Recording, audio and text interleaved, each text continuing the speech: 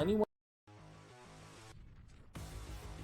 Do we have a fantasy star on our hands here, George? Here is the question with Jaden Daniels of the Washington Commanders. A lot of folks went into the fantasy season saying, hey, look, maybe this isn't Anthony Richardson, but it could be the next best thing. I'm here to tell you, I don't know. I'm sort of feeling like Daniels could be better than Anthony Richardson.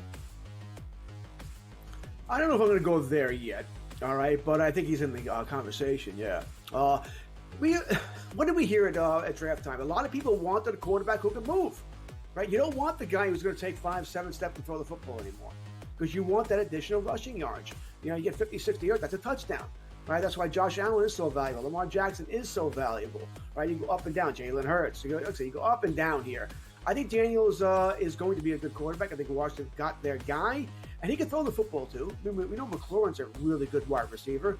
It may not be much else there. We'll see what McCaffrey can be. Luke McCaffrey can be there in time. But, you know, I do have hope for him. I think at season's end, he's going to be a quarterback one. It may be a low-end quarterback one, but a quarterback one nonetheless. Yeah, I was really impressed watching him in that game. All right, now Anthony Richardson, look, he's going to have a big year. He's going to have a big fantasy year. There's no question about it. I don't know about the long-term viability here. And look, give him credit. He hung in there with the Houston Texans. My fear for him, George, is that when you go back and you watch film, if you protect the deep ball against Richardson, he could hurt you with his legs. And that may be where all of his fantasy value is coming from. I cannot see him throwing 2 70-yard bombs like he did again. That should come in time, right? Practice time. I think he will get better here. I think Richardson's going to be fine. Does need to learn how to avoid hits.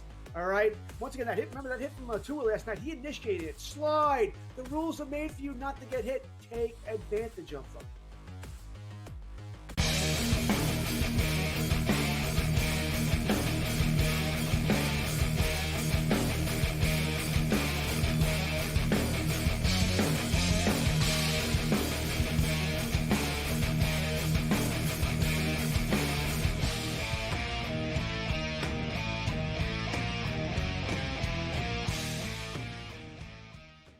Let's roll. This is SportsRage. I am Gabriel Morency, the pimps, the players, the hustlers, the people, the bus, and everybody else in between.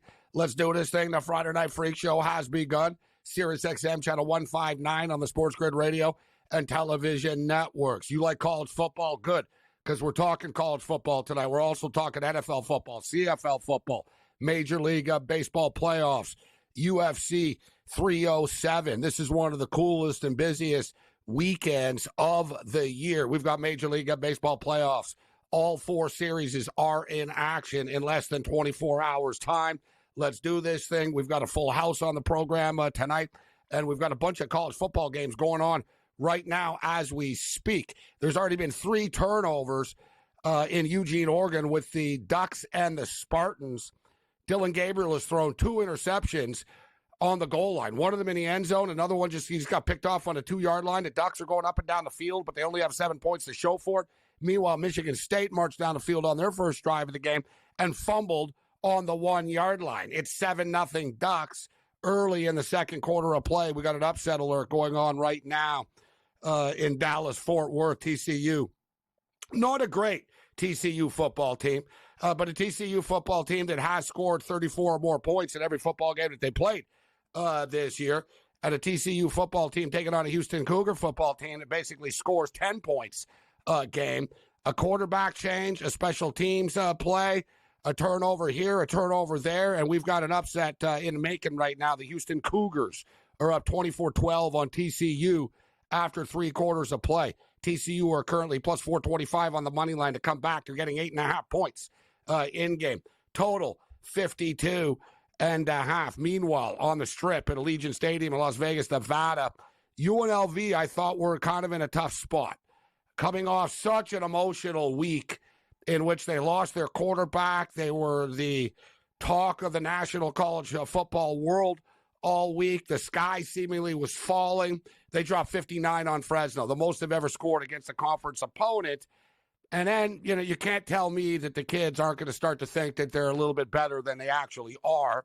You can't tell me that anywhere that they go in Vegas, people are patting them on the back right now. And you also can't tell me that the Syracuse Orangemen weren't going to be fired up coming into this football game, playing on national television in Las Vegas. And there's Syracuse alum everywhere. And don't forget, Kyle McCord can ball. Syracuse have a quarterback, all right? And Syracuse put 14 quick points up on the board in this game. But the UNLV Running Rebels are a scrappy bunch, and down 14-0. They have just scored another touchdown to cut the lead to 14-13. Extra point pending. You got to love what Coach Odom is doing and the heart that these kids play with. And, you know, remember everyone's got, the turnover chains and the axes and the guitars, and everybody's got something on the sidelines. We're actually going to ask Coach Terry Bowden about this. Coach Bowden Blitz will join us in a couple of minutes. We'll get his thoughts on it, because I thought, it kind of distracted players at the time, the turnover chain. But let's be real. I mean, the kids want it. They like this stuff. And even Major League Baseball teams all have some sort of gadget or prop after they hit a home run. And I can't lie, I love the slot machine that they have on the sidelines in Vegas. When the Vegas Rebels, when they create a turnover, they have a slot machine on the sideline, and the players all gather around, and they'll start pulling the slot, and it comes up like a bunch of Rebel helmets and stuff. It's pretty badass. I like that. Hey, what a world we're in right now, huh? 2024, 2025, moving on. CFL football. We bet it all. We watch it all. And this is your CFL headquarters, of course. We have the BC Lions. Nate Rourke, his brother Curtis, is lighting it up with the Indiana Hoosiers.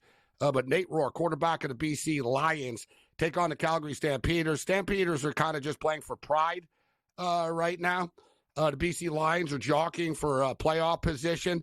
Remember last Friday night, the BC Lions blew a double-digit lead late in the football game. They were up big. They took the pedal off the metal, and they paid the price for it.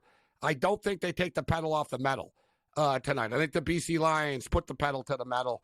And I'm not a fan of laying 6.5, 7 points in a CFL game. But, like I said, BC have a lot on the line tonight. And they just blew a lead last week, right? They had a lot on the line last week, and they were easily winning the game. What was it, like 28-7 or whatever? And they end up losing the game after the fact in a dramatic fashion. It got all crazy in the last couple of minutes. I think they remain focused. Tonight. So the Calgary Stampeders and the BC Lions. Let's go over the number, over 53.5. I think there'll be points put up on the board at BC Place. I think the BC Lions will cover, and I like the 7-point teaser. BC Lions to win a game, and over 46.5. Countdown to first pitch is on, and, man, this is going to be super cool. You've got division rivals. You've got, just as far as how these storylines play out. Nobody thought the Detroit Tigers and the Cleveland Guardians would still be playing baseball right now, and one of these teams is going to be playing in the American League Championship Series. Nobody's giving the Kansas City Royals any chance against the Bronx Bombers. Ooh, the mighty New York Yankees. I'll tell you what, I'm giving the Kansas City Royals a chance against the New York Yankees. And we'll go over the numbers, but Michael Wacha, who's on the hill for the Royals against the Yankees in Game 1, has been very, very successful against Stanton. He's been very successful. Judge is 1 for 18 in his career against Wacha. Juan Soto hasn't seen him as many times. Can't wait for baseball to start. You got New York and Philadelphia. Very similar situations. Like San Diego and L.A., let's just be real, as big brother, little brother type of deal. San Diego have the inferiority complex. And similar situation to Philadelphia and New York, right? So you've got like these big markets. They're really hated. They're division rivals. It's just going to make for some great baseball. And I think we're probably going to have a couple of 5-game series on deck coming up. The Mets and the Phillies. Senga will be starting for the Mets in Game 1. This is at 4 o'clock Eastern time. Wheeler will be going, and the Phillies will not be starting Nola in Game 2. We'll get into that a little bit later on. Detroit and Cleveland get the party started at 1 o'clock Eastern. Kansas City and the Yankees are at 4:30 Eastern. Cole versus Wacha. The Yankees are currently minus 205 favorites. The total is 7.5. And then the main event, Yamamoto versus Dylan Cease. San Diego and Los Angeles. Dodger Stadium, Chavez Ravine on a Saturday night. The Dodgers currently minus 135 favorites. Total 7.5. You know, we got a busy weekend going on because we haven't even got to the National Football League yet. But we do have WNBA playoff basketball going on right now. The defending champion, the 2-time defending champion, Las Vegas Aces, are are down 2-0. They're facing elimination in this game. I don't think they get eliminated tonight. I think Vegas and their championship pedigree shines through. I don't think they're going to come back and win the series, but I don't think they're going to get swept. There are only 5-game series here in the WNBA, so I don't think they're going to get swept. We hit the over in the last game, and we won. We're going over the number once again, over 165 in this basketball game, and we got a fun one going on right now in Vegas. Vegas, the place to be tonight, as it's 34-33 right now for the Vegas Golden Knights counterpart and champions, the Vegas Aces. The Vegas Golden Knights are getting ready to drop the puck in a couple of days. They got salary cap relief again. Meanwhile, the New Jersey Devils beat the Buffalo Sabres today in a game that counted. The NHL opened up their regular season today in the Czech Republic. Checking in with the football right now, Houston have added a field goal to the scoreboard right now. So this is it for TCU. You're down by 15. You're still kind of, you're not really in this thing, but if, you can pretend that you are down 15 points, down 2 scores here. So 27-12 Cougs right now with under 12 minutes remaining. And those of you that follow me on Twitter X, know we bet it all, baby. And we hit the New Hampshire and Harvard game. The game goes over the number. The total was 50.5. It's currently 28-23 Harvard right now. Let's do this thing. Coach Terry Bowden Blitz joins us. He bats leadoff. Let's roll.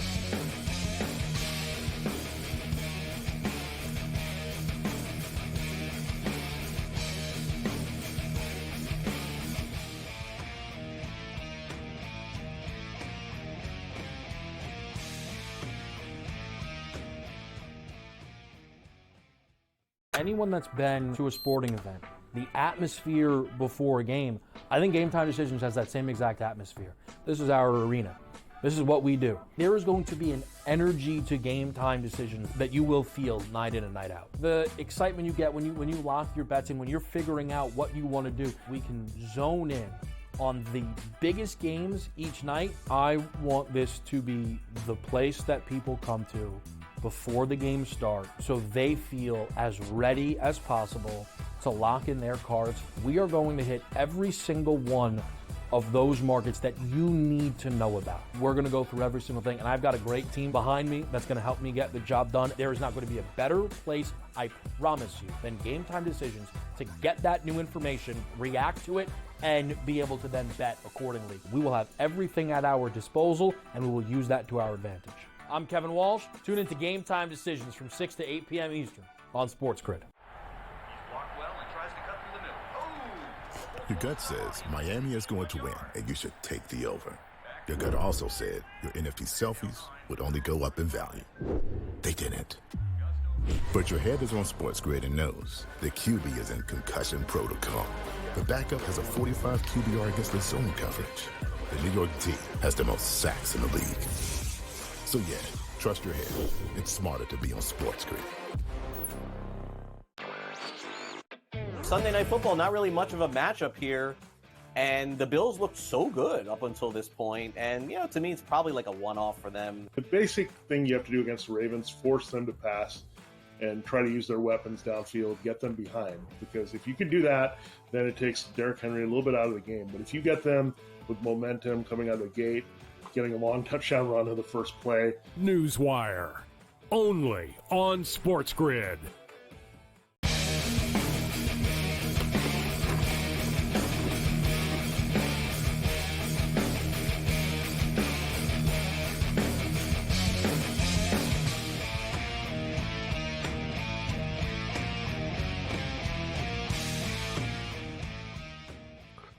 This is SportsRage. I am Gabriel Morency on the SportsGrid Radio and Television Network. Shout out to all of our television affiliates, apps, platforms, smart TVs. Everybody tuning in on SiriusXM, channel 159 right now. Let's talk college football with one who has become one of our favorite guests on the program, the Bowden Blitz, Coach Terry Bowden, former Coach of the Year. And once the highest paid coach in college football. Back about the 1990s now, when you barely hit that 7 figures, barely 1 year.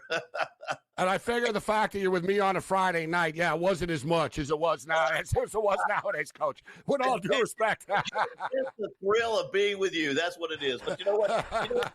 But you know what tonight's games are about? The old saying, there's nothing less important than the score at halftime. That's what we've seen tonight at these ball games tonight.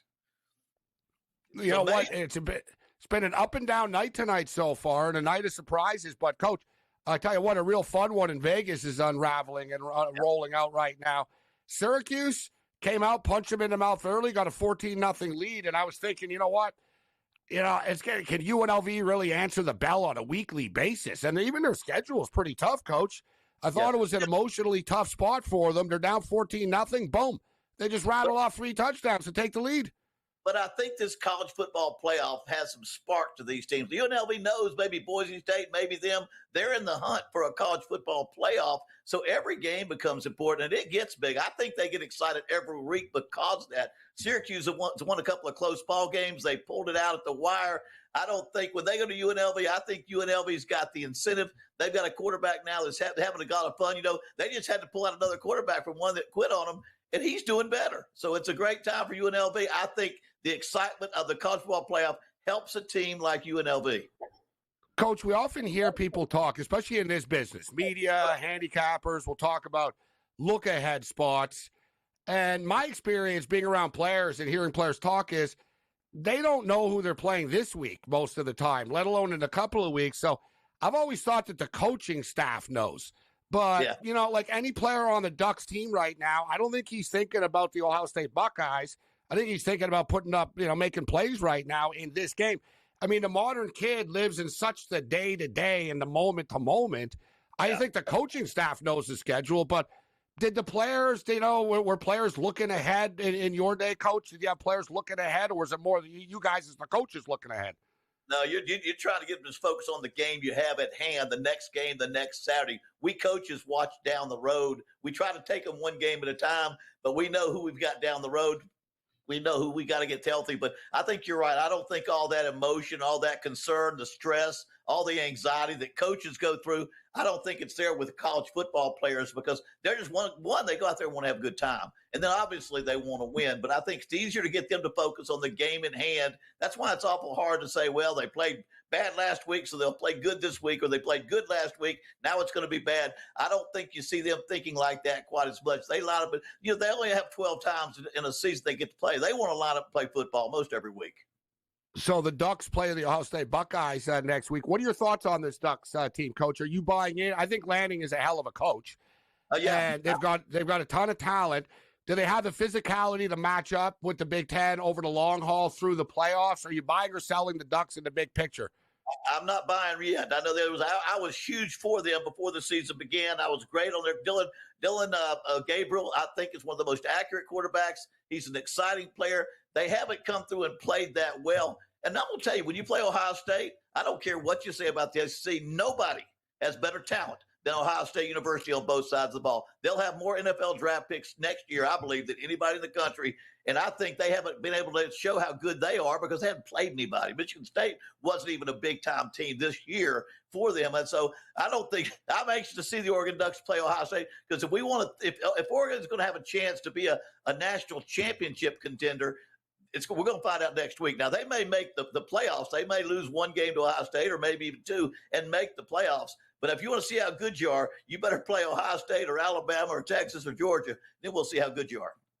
Yeah, there's like certain games that are just statement games for the program and the coach, and Lanning has struggled. They don't have that big game. They went 0-2 against the Huskies last year. But how about Coach Kalen DeBoer? You and I talked about him, and this, the night before, and the anxiety in the first massive game on this stage for him at Alabama, and they win one of the wildest games in recent memory. Coach, what a game last week. John, it's unbelievable. You know what? When I was a head coach at Auburn, I coached against Alabama 5 times and against Georgia 5 times. I know the pressure that's on, but Kalen DeBoer did a great job. But look how difficult that is. After the first half, I would have to – I was saying it. Best coaching job I've ever seen, best job playing I've ever seen. At the end of the game when Georgia was ahead, I was saying that's the worst give up I've ever seen. He'll never live that one down. And then, of course, one play later, the youngest guy on the field scores. But that's how fickle this game is. But he's done a great job. I think the better you are as a coach, the more of a veteran that you are, you weather those tough halves because they don't pay off the bets till the game's over, and that we got to play the 4 quarters just like tonight. Some of these games got to be played over. Alabama did a great job.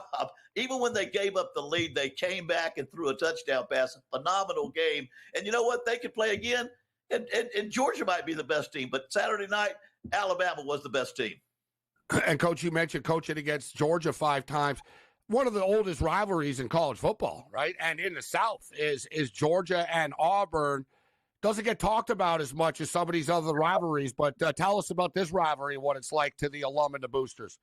First time they played, 1893. My first year at Auburn, 1993, 100 years later. That's one of the biggies in the South. And I was saying this earlier on the radios today. It's not even talked about that much. In fact, if it wasn't Georgia having a good year, you wouldn't talk about it at all because Auburn's struggling so much. But I promise you, both these games are played between the hedges. But only Georgia gets to call them hedges. Now, Auburn, we have to call them sticker bushes. We play between the sticker bushes. But there's rivalry. I will say this. I've coached so much against both of them.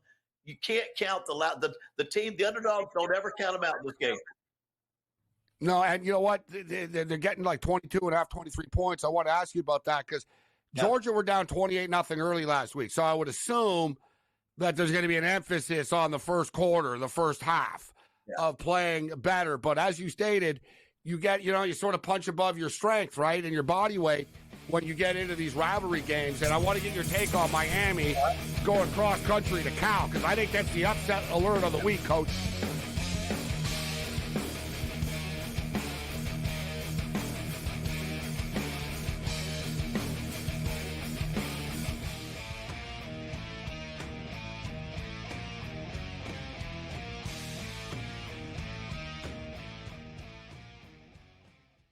Anyone that's been to a sporting event, the atmosphere before a game, I think Game Time Decisions has that same exact atmosphere. This is our arena.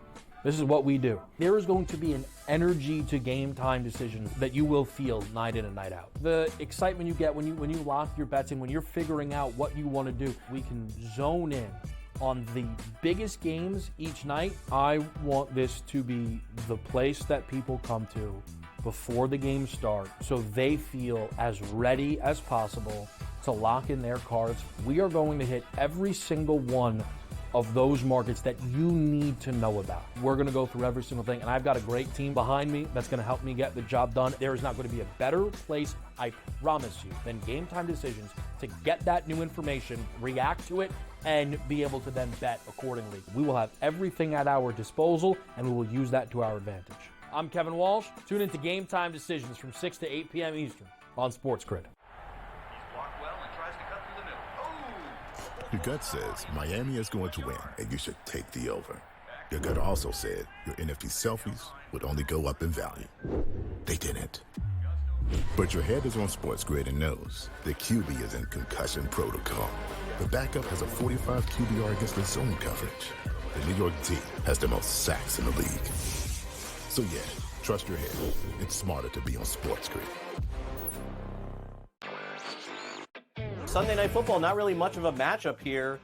And the Bills looked so good up until this point. And, to me, it's probably like a one-off for them. The basic thing you have to do against the Ravens, force them to pass and try to use their weapons downfield, get them behind. Because if you can do that, then it takes Derrick Henry a little bit out of the game. But if you get them with momentum coming out of the gate, getting a long touchdown run of the first play. Newswire, only on SportsGrid.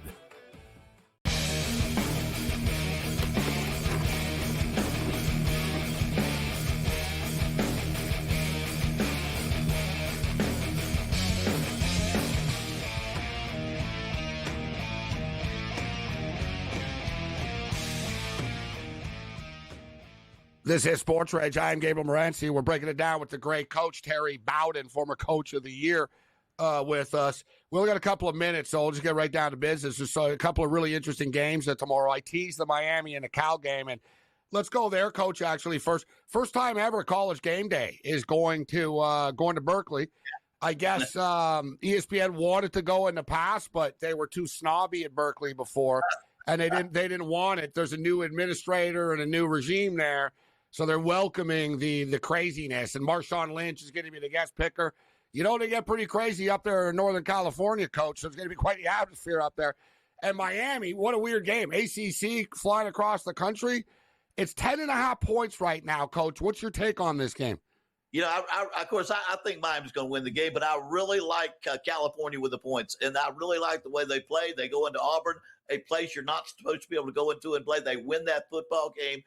They play good football. They've got a very good, solid team this year. Miami, though, has a better team. They've got Cam Ward, and they're doing they just have better football players. But it's a long trip out there. Do they get fatigued? Do they get jet lag? There's a lot of unknowns there. The biggest unknown is they could not get Virginia Tech off the field. It's their defense that I worry about. Miami has to find a way to get Cal off the field and get Cam Ward back on the field. So I do believe Miami's got the better talent. I do believe the quarterback at Miami is a difference maker there this year, maybe for the future of that program and taking them where they used to be back there. But if they don't play better defense and get Cal off the field, I don't think they're going to lose the game, but they're going that point spread. I'm going with Cal all the way. Coach, I brought this up on the program last night. I said, if you want to win a bar bet, ask someone in the bar, who are the two teams with the longest active win streaks in college football right now? And I don't think people would say, number one, Army, number two, Missouri. Army and Missouri, Coach, 8-game win streaks. And, Army, listen, Monken's doing a great job with his Army football team, but let's talk about the Missouri Tiger and the A&M game, because Texas A&M have quietly not lost, Coach, since the season opener to the Irish. So they've only got one loss. They made the quarterback change. Wegman's hurt. They're winning on defense. They're running the ball. They're just sort of playing old school smash mouth football. And this Missouri team, heavily hyped with Cook and Burden III and everybody, they've just been surviving, Coach, as big favorites every week.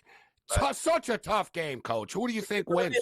Well, I'm going with Texas A&M, Bob. It'd be lucky to be a field goal, but I like Texas A&M to win the game. But I think their running game is strong enough. Marcel Reed, the new quarterback, I'll be honest with you, I'm not sure they want to go back to their starter because he gives them a dual threat quarterback, run and pass, and they want to run the football. They're very physical at Texas A&M on both sides of the ball, but if they can run the football, they'll be able to control the ball, keep Brady Cook on the sideline, and have just enough stuff to win the game. They don't score enough points to win by a lot, but I think they've got enough defense. They can control the clock by keeping their running game on the field, and they can hang on to win a close one.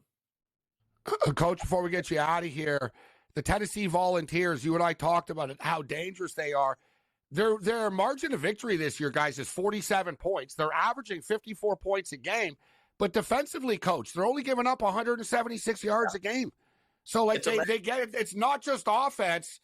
Are they on upset alert? Arkansas has been a fun team this year, but they're playing on Saturday night. What do you think about that game?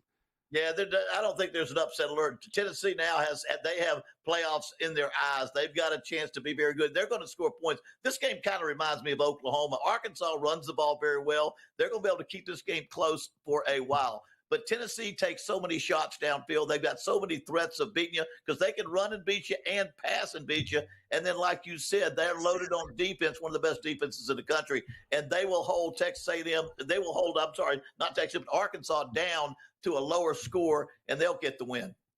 Coach, we got 1 minute left here. I got to ask you. So Jalen Milroe lit it up last week. He's the favorite to win the Heisman right now. If you had a vote, I'd ask you who you would vote for right now, because I got to say that Travis Hunter's the best player in college football, Coach. This guy's playing every damn snap on both sides of the ball and doing it well. The 10 years I broadcast, I had a vote. My argument was this is not about the best player in the country. It's about the quarterback on the best team or with the best stats. Well, the best players are probably at Boise State and at Colorado, whether they win or not. I still think Colorado, Boise State. And I'm up. I believe that the running back at Ashton Genty. Oh, he's a baller, huh, Coach? Genty? Oh, he's got Barry Sanders numbers. He averages 10 yards a carry. And when you watch how he does it against Oregon, against some of these other teams, it's amazing. But I love Travis Hunter, too, the old throwback. Deion Sanders, when he played for my father, he did a little both-way stuff. And then he went over to the baseball field, hit a home run, and won the track meet. And so he did it all, too. Deion can play in the World Series of Monday Night Football in 48 hours. You're the best, Coach. Always a pleasure. Enjoy the games this weekend.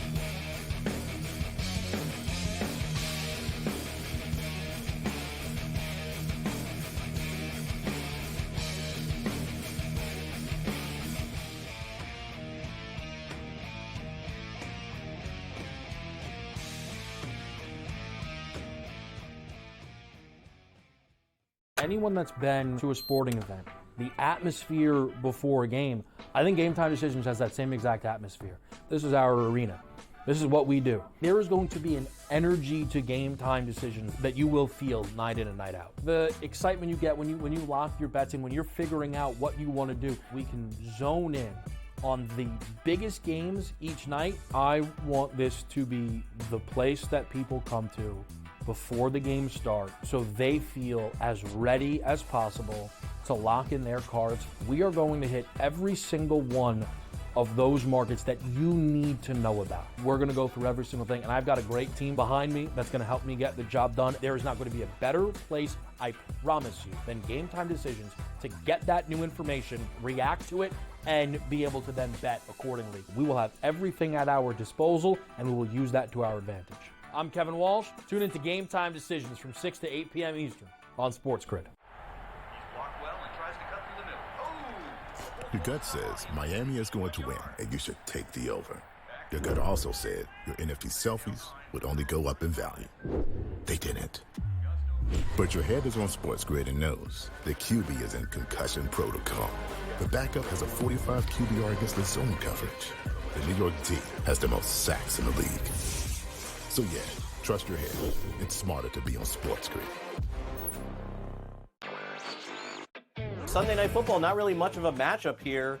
And the Bills looked so good up until this point. And, you know, to me, it's probably like a one-off for them. The basic thing you have to do against the Ravens, force them to pass and try to use their weapons downfield, get them behind. Because if you can do that, then it takes Derrick Henry a little bit out of the game. But if you get them with momentum coming out of the gate, getting a long touchdown run to the first play. Newswire, only on SportsGrid.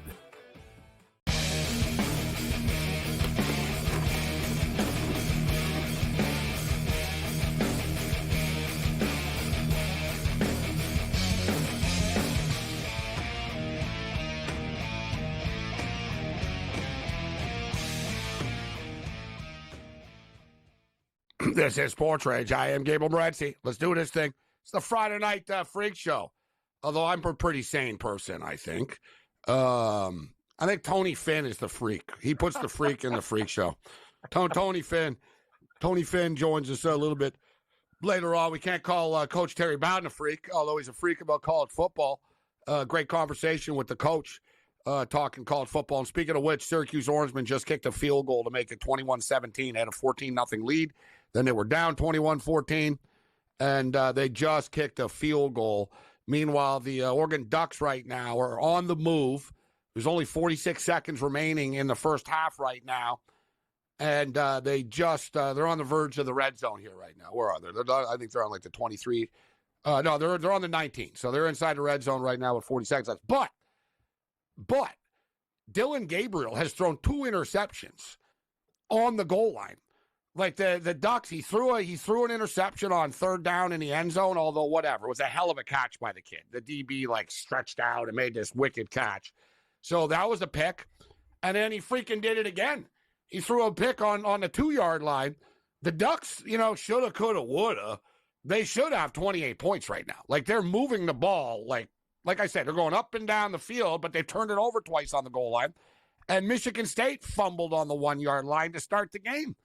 It's very frustrating. I bet the over this game, and there's 21 points been left on the field, and I've got the Oregon Ducks minus the points. I'd like to see another touchdown here and make it 21-0 at the half. Let's bring in Cam Stewart right now. A lot of action going on right now, Cam. A lot of games. WNBA, college football, and, of course, we got baseball playoffs set to begin. So how you doing tonight? CFL football, BC Lions. Yeah, good call, Gabe. So I'm actually watching the CFL game. Calgary looked like they were going in for points and a big turnover, and BC couldn't manage to get in the end zone for the major, but they put up 3. Thought we'd get more points in that game. Right now, I got Syracuse plus 10.5, Oregon minus 21.5, over 50.5 in Houston TCU, which is coming right down to the wire.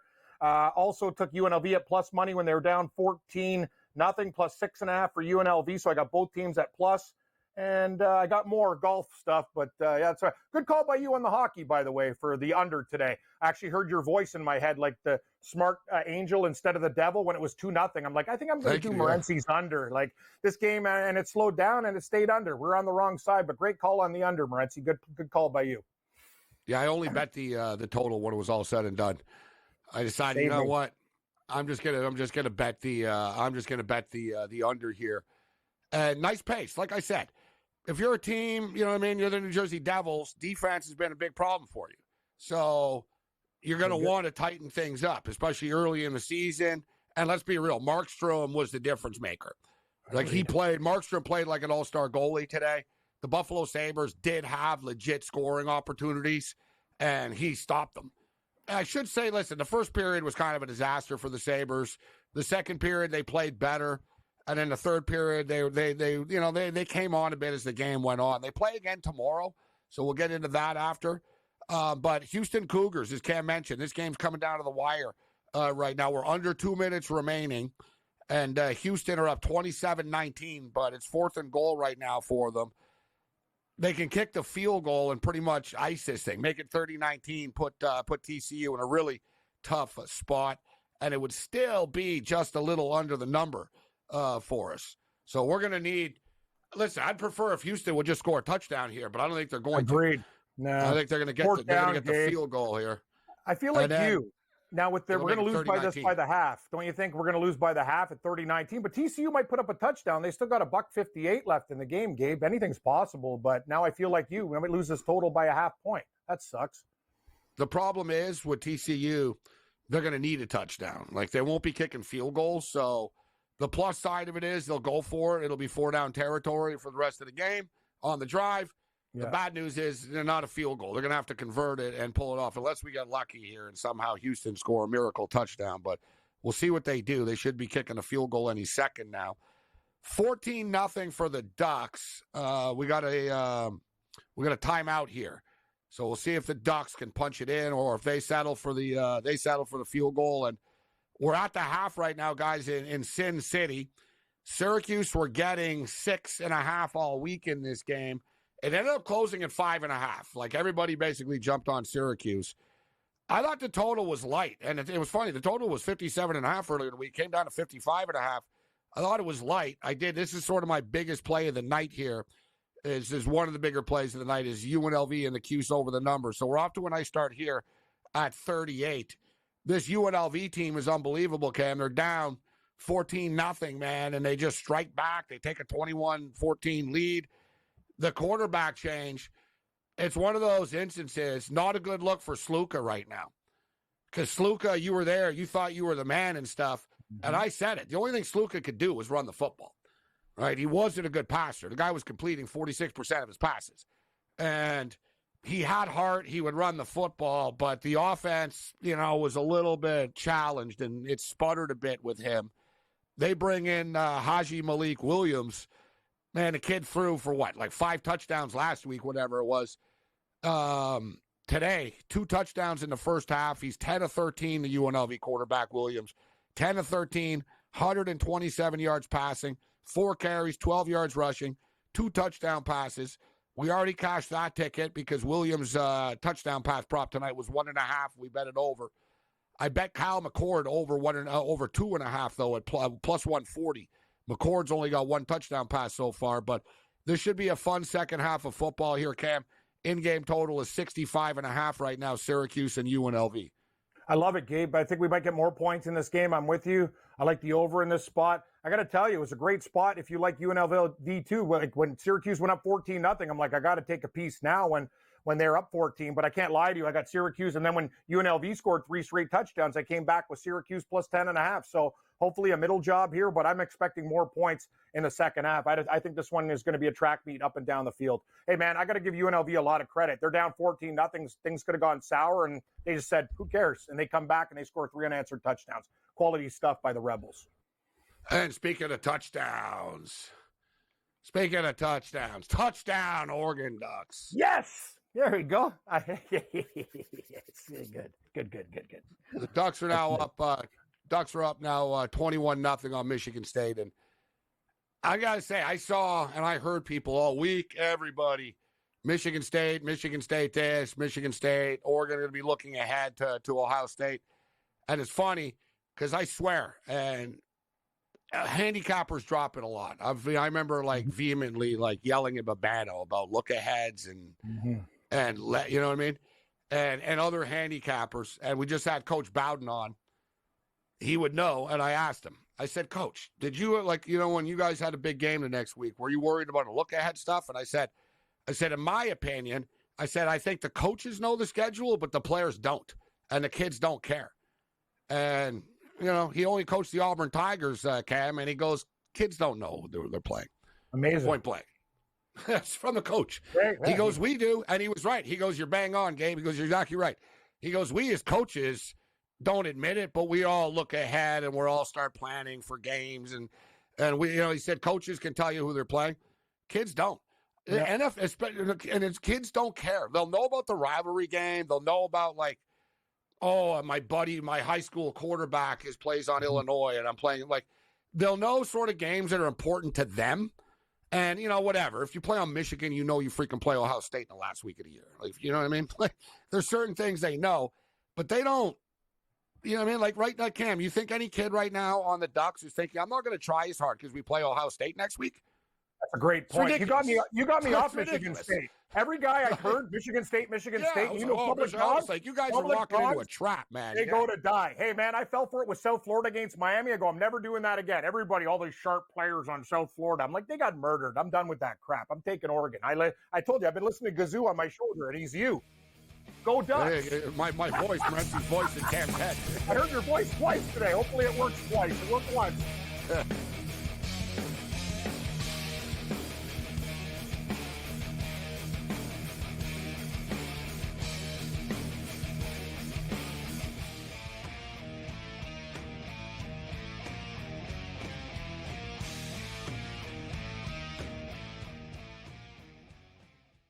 Anyone that's been to a sporting event, the atmosphere before a game, I think Game Time Decisions has that same exact atmosphere. This is our arena. This is what we do. There is going to be an energy to Game Time Decisions that you will feel night in and night out. The excitement you get when you lock your bets in, when you're figuring out what you want to do, we can zone in on the biggest games each night. I want this to be the place that people come to before the games start so they feel as ready as possible to lock in their cards. We are going to hit every single one of those markets that you need to know about. We're going to go through every single thing, and I've got a great team behind me that's going to help me get the job done. There is not going to be a better place, I promise you, than Game Time Decisions to get that new information, react to it, and be able to then bet accordingly. We will have everything at our disposal, and we will use that to our advantage. I'm Kevin Walsh. Tune into Game Time Decisions from 6 to 8 p.m. Eastern on SportsGrid. Your gut says Miami is going to win, and you should take the over. Your gut also said your NFT selfies would only go up in value. They didn't. But your head is on SportsGrid and knows the QB is in concussion protocol. The backup has a 45 QBR against the zone coverage. The New York D has the most sacks in the league. So yeah, trust your head.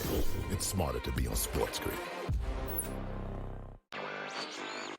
Sunday Night Football, not really much of a matchup here. And the Bills looked so good up until this point. And, to me, it's probably like a one-off for them. The basic thing you have to do against the Ravens, force them to pass and try to use their weapons downfield, get them behind. Because if you can do that, then it takes Derrick Henry a little bit out of the game. But if you get them with momentum coming out of the gate, getting a long touchdown run of the first play. Newswire, only on SportsGrid.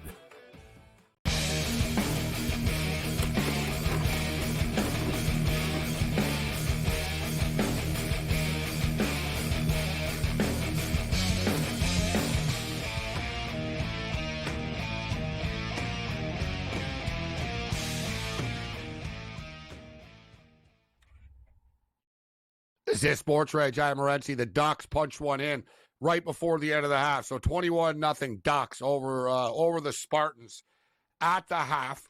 And as I mentioned, so Syracuse and UNLV go fight win are up 21-17.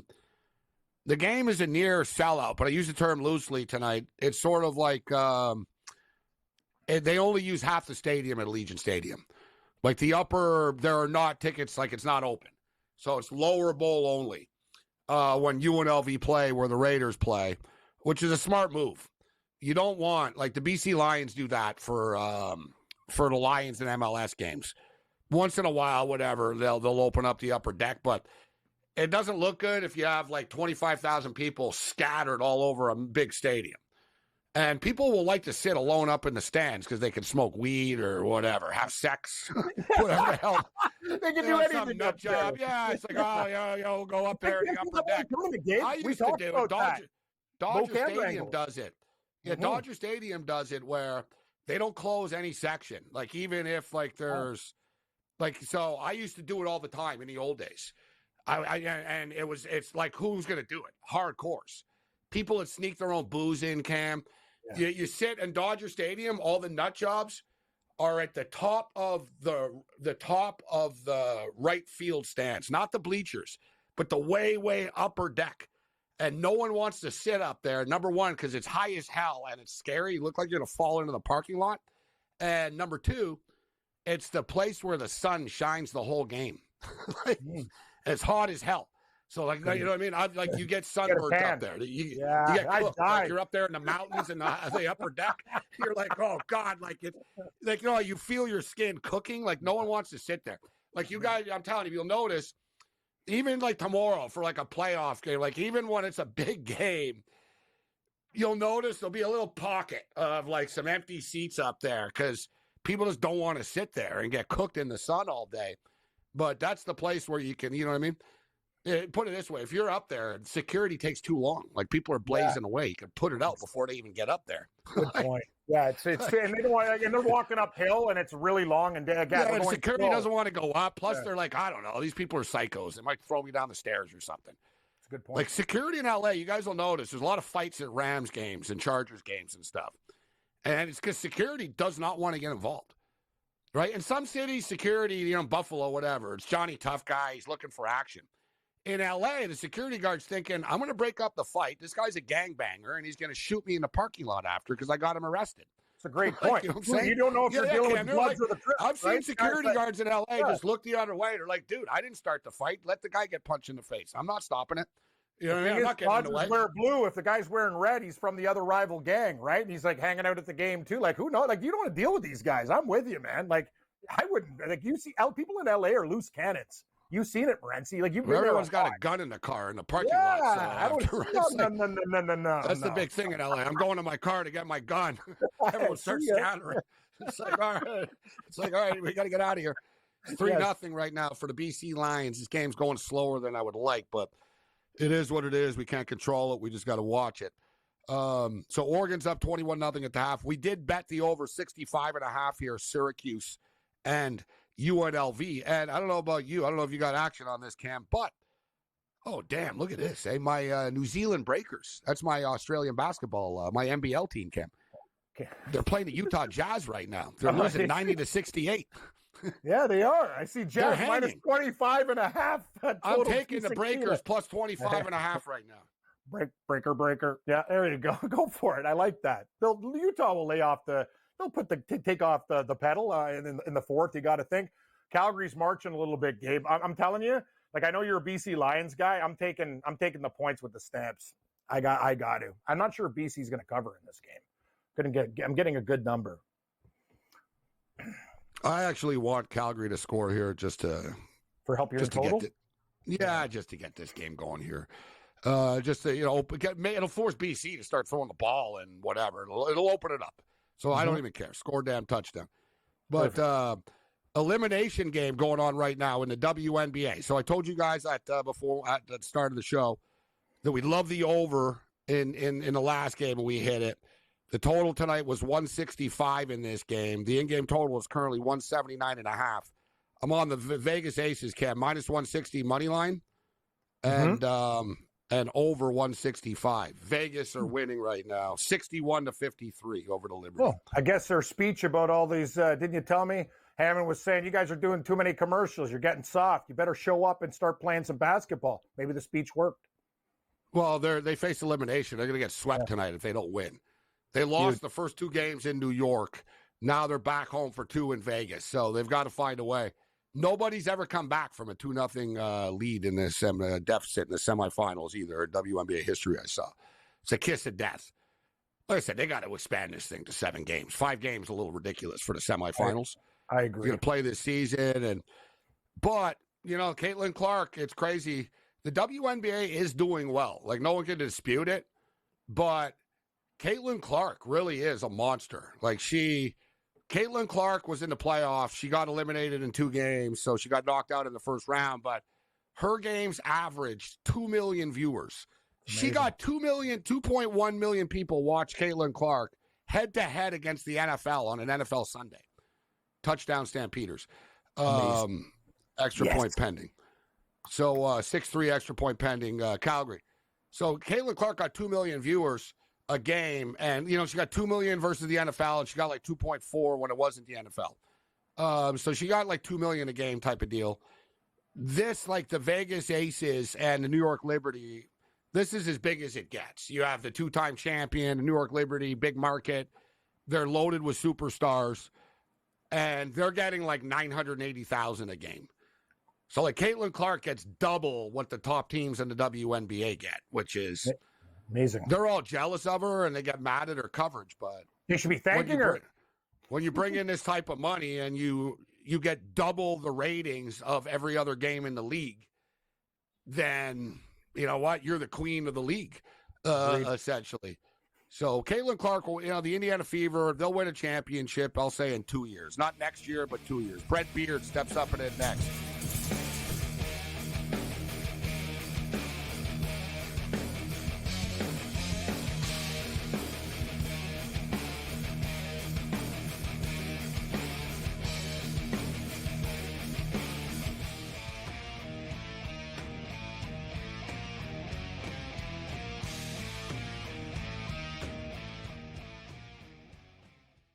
Anyone that's been to a sporting event, the atmosphere before a game, I think Game Time Decisions has that same exact atmosphere. This is our arena. This is what we do. There is going to be an energy to Game Time Decisions that you will feel night in and night out. The excitement you get when you lock your bets in, when you're figuring out what you want to do, we can zone in on the biggest games each night. I want this to be the place that people come to before the games start so they feel as ready as possible to lock in their cards. We are going to hit every single one of those markets that you need to know about. We're going to go through every single thing, and I've got a great team behind me that's going to help me get the job done. There is not going to be a better place, I promise you, than Game Time Decisions to get that new information, react to it, and be able to then bet accordingly. We will have everything at our disposal, and we will use that to our advantage. I'm Kevin Walsh. Tune into Game Time Decisions from 6 to 8 p.m. Eastern on SportsGrid. Your gut says Miami is going to win, and you should take the over. Your gut also said your NFT selfies would only go up in value. They didn't. But your head is on SportsGrid and knows the QB is in concussion protocol. The backup has a 45 QBR against the zone coverage. The New York D has the most sacks in the league. So yeah, trust your head. It's smarter to be on SportsGrid. Sunday Night Football, not really much of a matchup here. And the Bills looked so good up until this point. And, to me, it's probably like a one-off for them. The basic thing you have to do against the Ravens, force them to pass and try to use their weapons downfield, get them behind. Because if you can do that, then it takes Derrick Henry a little bit out of the game. But if you get them with momentum coming out of the gate, getting a long touchdown run of the first play. Newswire, only on SportsGrid.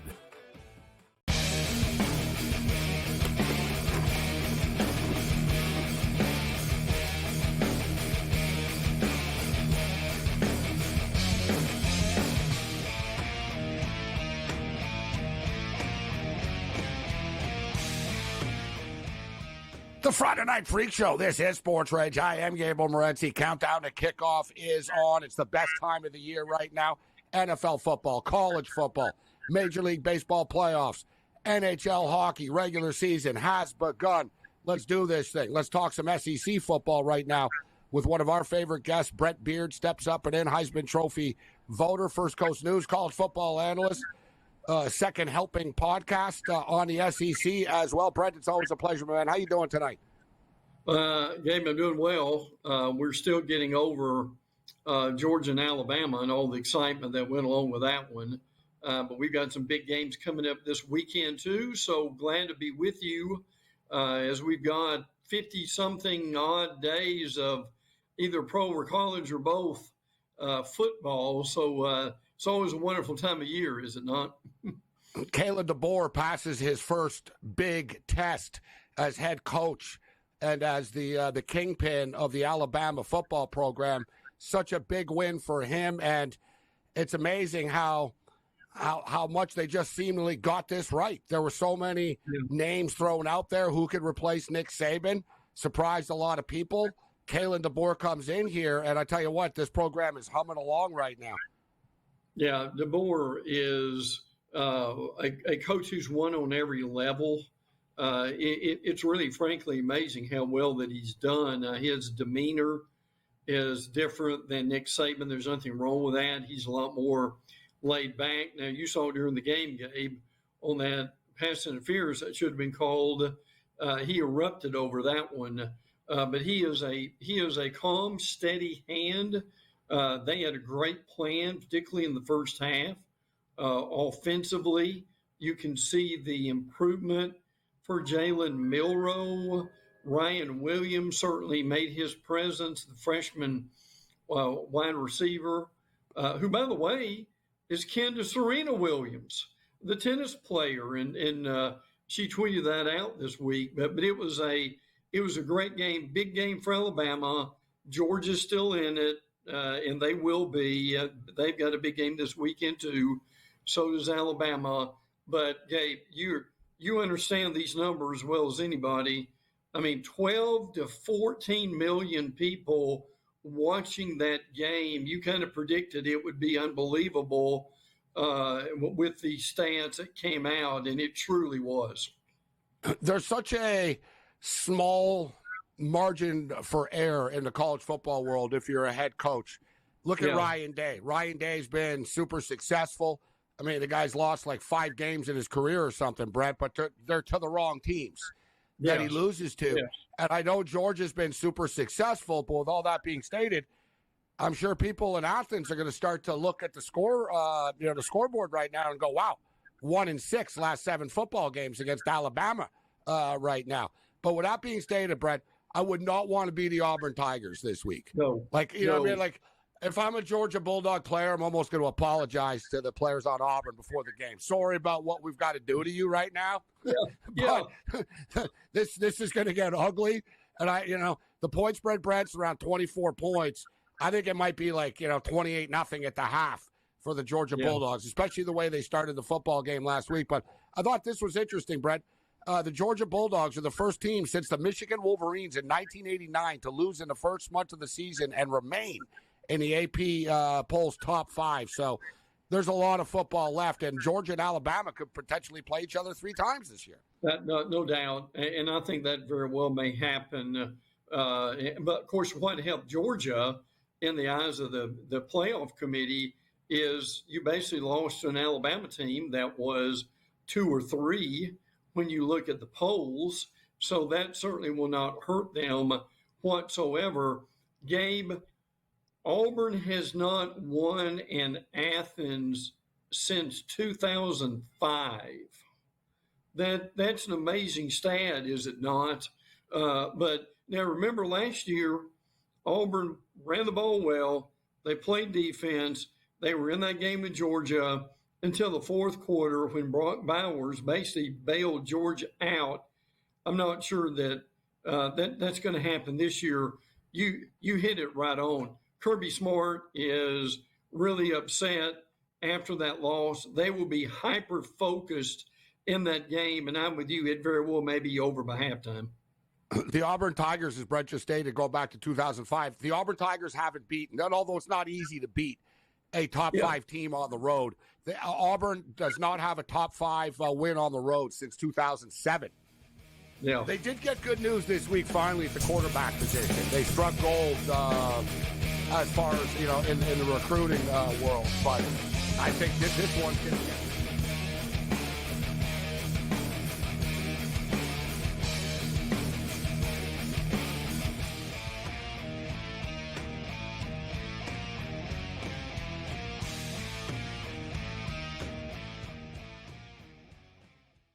Anyone that's been to a sporting event, the atmosphere before a game, I think Game Time Decisions has that same exact atmosphere. This is our arena. This is what we do. There is going to be an energy to Game Time Decisions that you will feel night in and night out. The excitement you get when you lock your bets in, when you're figuring out what you want to do, we can zone in on the biggest games each night. I want this to be the place that people come to before the games start so they feel as ready as possible to lock in their cards. We are going to hit every single one of those markets that you need to know about. We're going to go through every single thing, and I've got a great team behind me that's going to help me get the job done. There is not going to be a better place, I promise you, than Game Time Decisions to get that new information, react to it, and be able to then bet accordingly. We will have everything at our disposal, and we will use that to our advantage. I'm Kevin Walsh. Tune into Game Time Decisions from 6 to 8 p.m. Eastern on SportsGrid. Your gut says Miami is going to win, and you should take the over. Your gut also said your NFT selfies would only go up in value. They didn't. But your head is on SportsGrid and knows the QB is in concussion protocol. The backup has a 45 QBR against the zone coverage. The New York D has the most sacks in the league. So yeah, trust your head. It's smarter to be on SportsGrid. Sunday Night Football, not really much of a matchup here. And the Bills looked so good up until this point. And, to me, it's probably like a one-off for them. The basic thing you have to do against the Ravens, force them to pass and try to use their weapons downfield, get them behind. Because if you can do that, then it takes Derrick Henry a little bit out of the game. But if you get them with momentum coming out of the gate, getting a long touchdown run on the first play. Newswire, only on SportsGrid.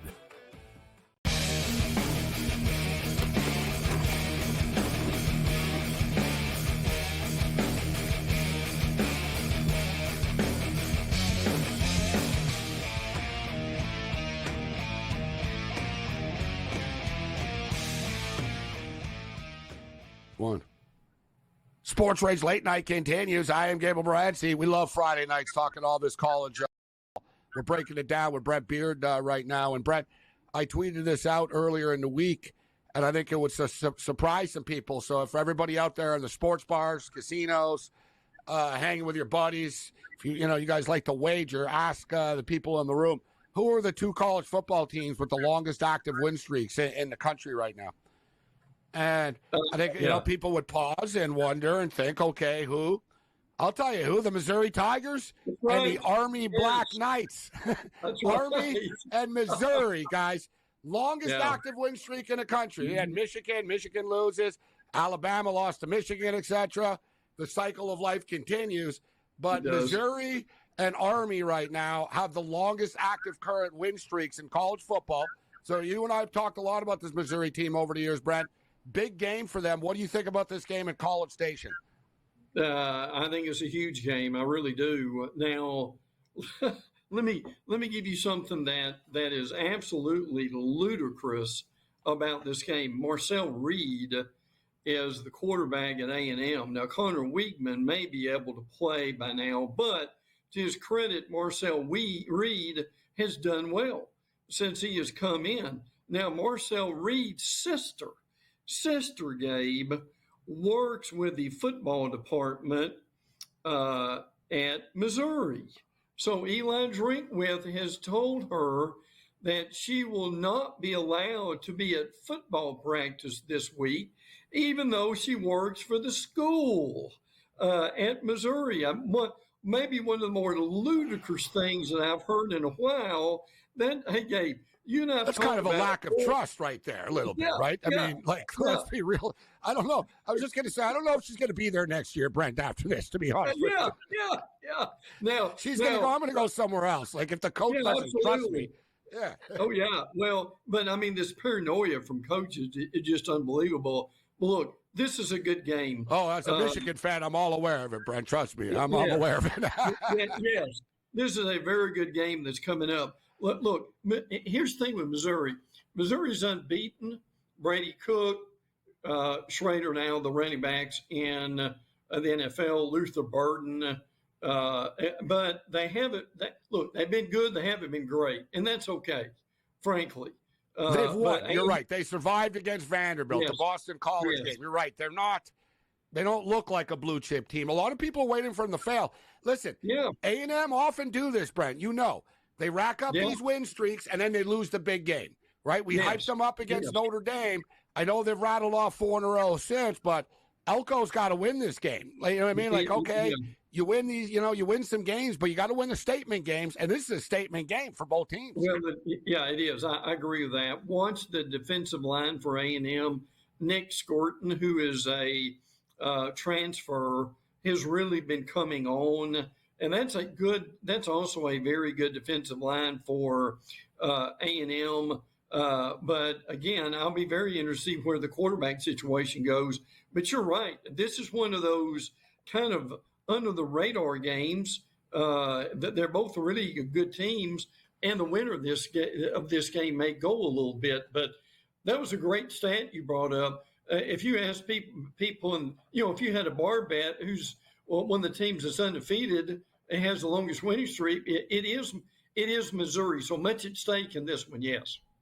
A football game that I think is flying under the radar, and maybe we can't say the Volunteers are flying under the radar because they're getting respect from the voters right now. But this Tennessee team, this is a scary, dangerous football team, and it's not just their numbers; it's the way they play hard, Brent. Like their defense hits hard, they tackle hard, like they're intense on every snap. Like they're really. This isn't just some sort of they score 54 points a game and they win in track meets. It's like no. On offense, they score, and on defense, they beat you up. They're a good team. What do you think of this game against Arkansas? I've been betting on Arkansas, Brent. Arkansas have been in every game. They hang around. I like this team, but I think Tennessee are that good, and it's going to get away from the Hogs here. I think Tennessee are going to roll them. I think that's probably true. Arkansas, frankly, to your point, should be undefeated. They should have beat Oklahoma State in double overtime. They lost.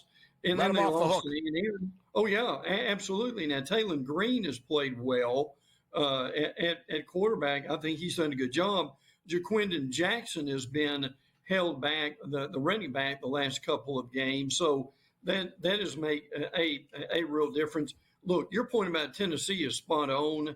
I mean, the thing that really is incredible about this team to me is, the offense is good. We know that. Nico, the quarterback, has played extremely well.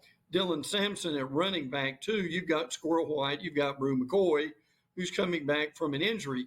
Gabe, and listen, you nailed it on this. Tennessee, the reason they're as good as they are is their defense. You got James Pierce, too, Brent. You and I talk about it. All this does imagine, guys. You got a team scoring 54 points a game. James Pierce could be the number one defensive player taken in the NFL draft. Like he's literally on the top 4 or 5, selections right now on the big board in the NFL. And think about this, guys. How about this, Brent? The Tennessee Volunteers are only giving up 176.9 yards per game. That's the best average in the SEC since 2007. And by the way, LSU was the team that did it. LSU won the championship in 2007. I don't know if I think people are sleeping on the Vols defense a little bit. They're good. They really are. Yeah, there's no doubt about that. Now, listen, we won't get ahead of ourselves too much here. My. Alabama goes to Alabama. I'm already getting ahead of myself for that one. Yes. The third Saturday in October, Alabama will be there. And as you know, the last time Bama was in Knoxville was when Tennessee won. But you're right. If you can be under the radar like this Tennessee team, and Gabe, listen, Tennessee has got Alabama and Georgia left to play. So Gabe, where in the world? They control their own destiny. That's what I mean. That's exactly right. Yes. Hey, Brent, too, I know people, I've said this to a couple of people, and they're like, oh, yeah, okay. I'm like, you know what? You got to keep your eye on Kentucky. They nearly beat Georgia, and they just knocked off Ole Miss. This team's no joke either. Like the SEC, I thought the SEC in past years is top heavy. You know what I mean? No one can dispute their dominance at the top, but I always thought it was a little bit overrated from a top to bottom conference. But now there's a lot of really good football teams in the conference. Florida not one of them. I guess it's not a matter of if, it's just like who's going to replace them at this point. But you got UCF, who got punched in the mouth by Colorado last week, Brett. Right. And you get the Florida Gators, and it's getting ugly for Billy Napier right now. How about this? I see a stat here. Billy Napier, career winning percentage, 44.8, is the fourth worst in Florida history and the worst mark by a Gators coach since 1949. And Raymond Wolf. Things are not going well right now. You took even a shot about people living in basements in Central Florida. Now you're playing Central Florida. It just writes itself. What do you think about this? And then you got Central Florida looking to bounce back after, quite frankly, a pretty embarrassing loss. You lost, you lost by double digits as double-digit favorites. Here's the deal going in that Colorado. Sorry, Brad, we got 1 minute. So sorry, we're on the clock, Brad. 1 minute, I'll just let you know. Yeah, real quick. UCF, leading rushing team in the country, got held to 177. That's the bottom line, Gabe, for this game is, can Florida stop or come close to stopping UCF from being able to run the ball? Big game for Florida, no doubt. Who do you think wins? I'm giving a little bit of edge to Florida, although their defense has really struggled this year.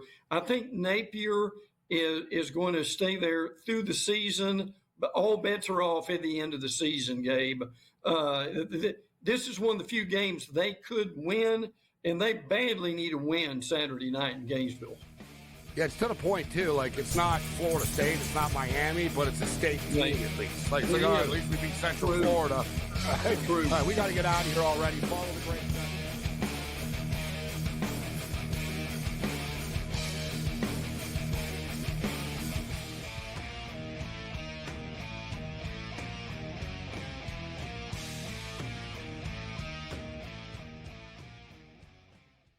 Anyone that's been to a sporting event, the atmosphere before a game, I think Game Time Decisions has that same exact atmosphere. This is our arena. This is what we do. There is going to be an energy to Game Time Decisions that you will feel night in and night out. The excitement you get when you lock your bets in, when you're figuring out what you want to do, we can zone in on the biggest games each night. I want this to be the place that people come to before the games start so they feel as ready as possible to lock in their cards. We are going to hit every single one of those markets that you need to know about. We're going to go through every single thing, and I've got a great team behind me that's going to help me get the job done. There is not going to be a better place, I promise you, than Game Time Decisions to get that new information, react to it, and be able to then bet accordingly. We will have everything at our disposal, and we will use that to our advantage. I'm Kevin Walsh. Tune into Game Time Decisions from 6 to 8 p.m. Eastern on SportsGrid. Your gut says Miami is going to win, and you should take the over. Your gut also said your NFT selfies would only go up in value. They didn't. But your head is on SportsGrid and knows the QB is in concussion protocol. The backup has a 45 QBR against the zone coverage. The New York D has the most sacks in the league. So yeah, trust your head. It's smarter to be on SportsGrid. Sunday Night Football, not really much of a matchup here. And the Bills looked so good up until this point. And, to me, it's probably like a one-off for them. The basic thing you have to do against the Ravens, force them to pass and try to use their weapons downfield, get them behind. Because if you can do that, then it takes Derrick Henry a little bit out of the game. But if you get them with momentum coming out of the gate, getting a long touchdown run of the first play. Newswire, only on SportsGrid.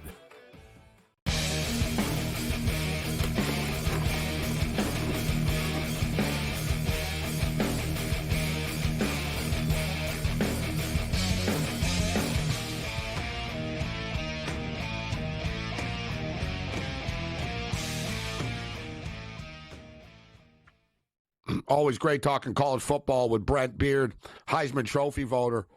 And so we had Coach Terry Bowden on earlier, and Brent Beard. Brent Beard is a Heisman Trophy voter.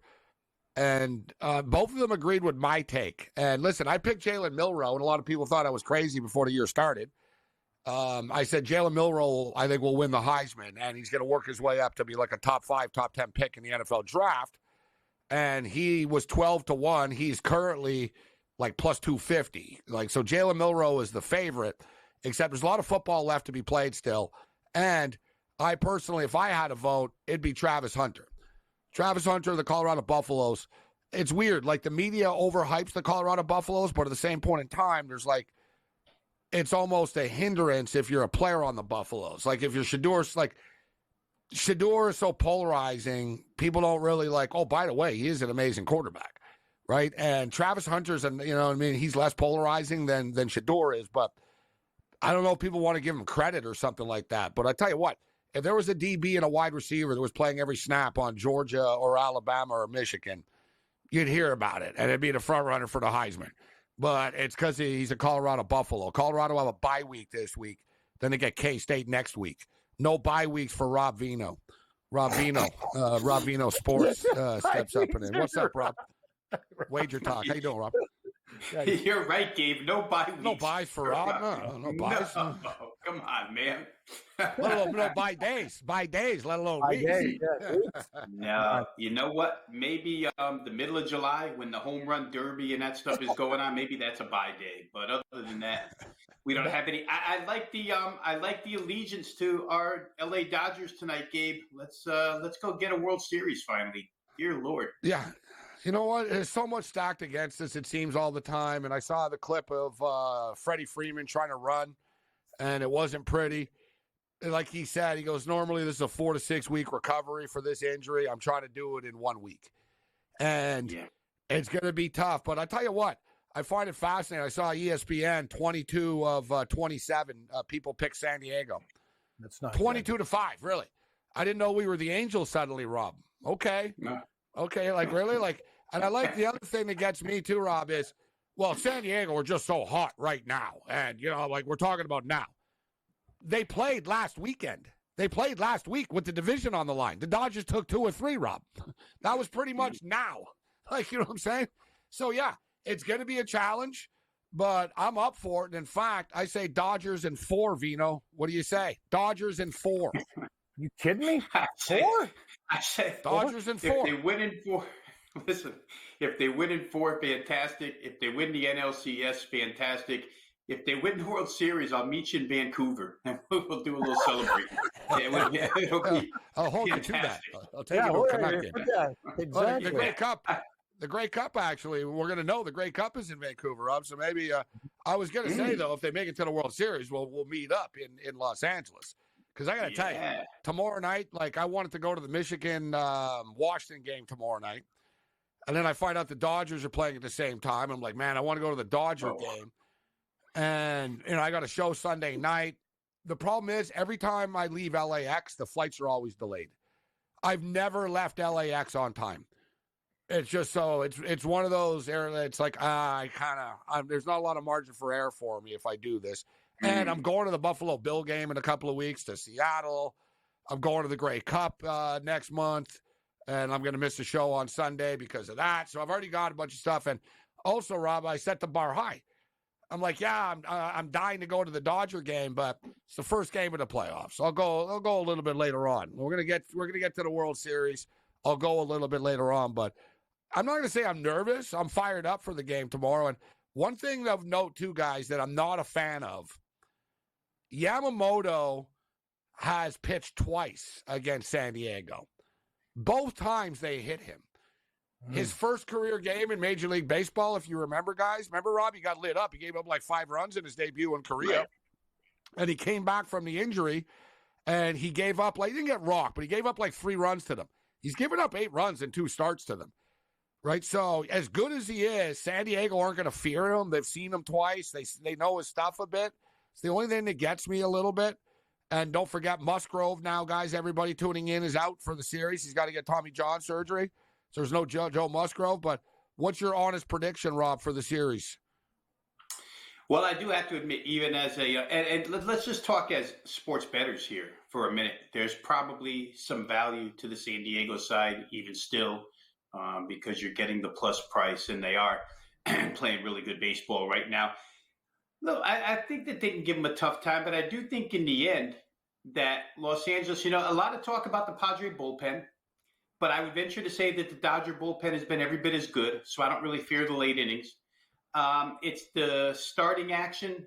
You have to get the San Diego starters. I think LA can. The Freddie Freeman injury is bothersome, to say the least. But I think the Dodgers can pull this thing out.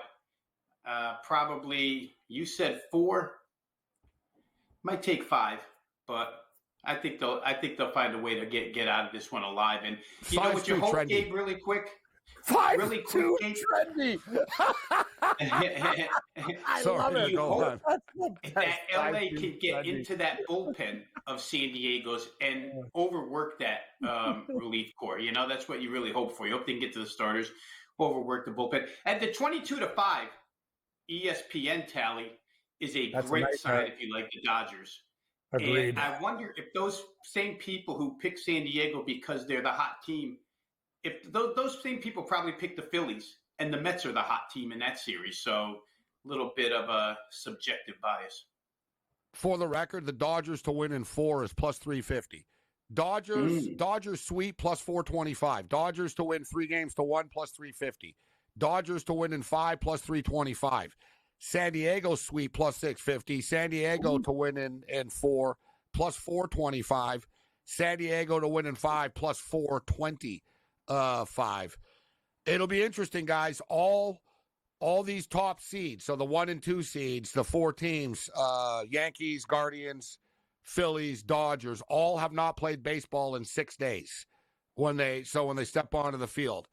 Will the hot, will the hot teams continue? I'll tell you right now, guys, I like the Kansas City Royals to win the game tomorrow. So I'm do calling the I. upset. Royals win. Yeah.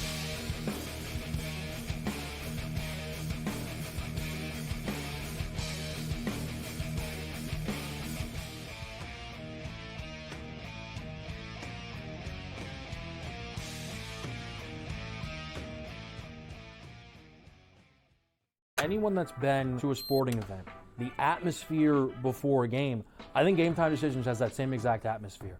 This is our arena.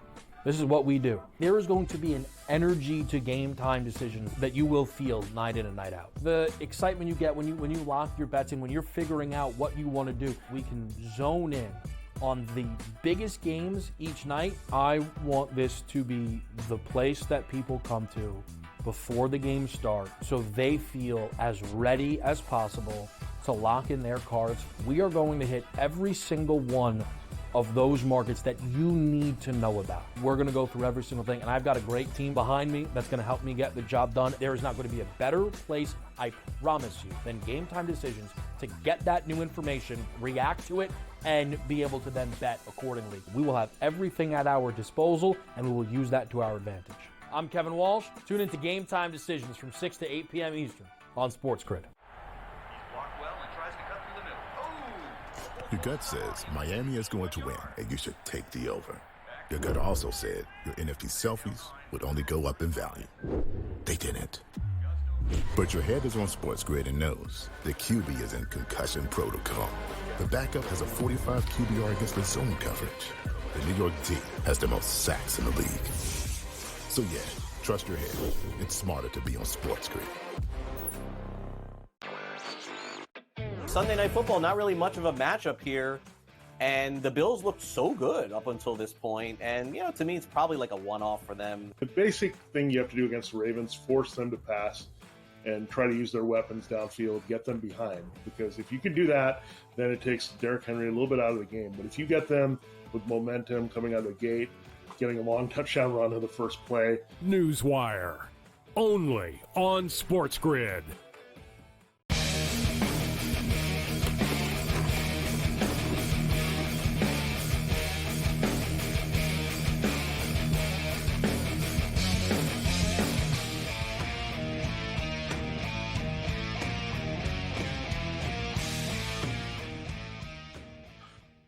good. Anytime I do as much banking, i.e. depositing into sports books live on the air, it's not good. Because normally it'd mean I'm rolling over winners and I don't have to do this, but I'm doing a little live banking, Rob, here in Cam once again, like I did the other night. I got a lot of action rolling here, but I don't want to leave it on the table.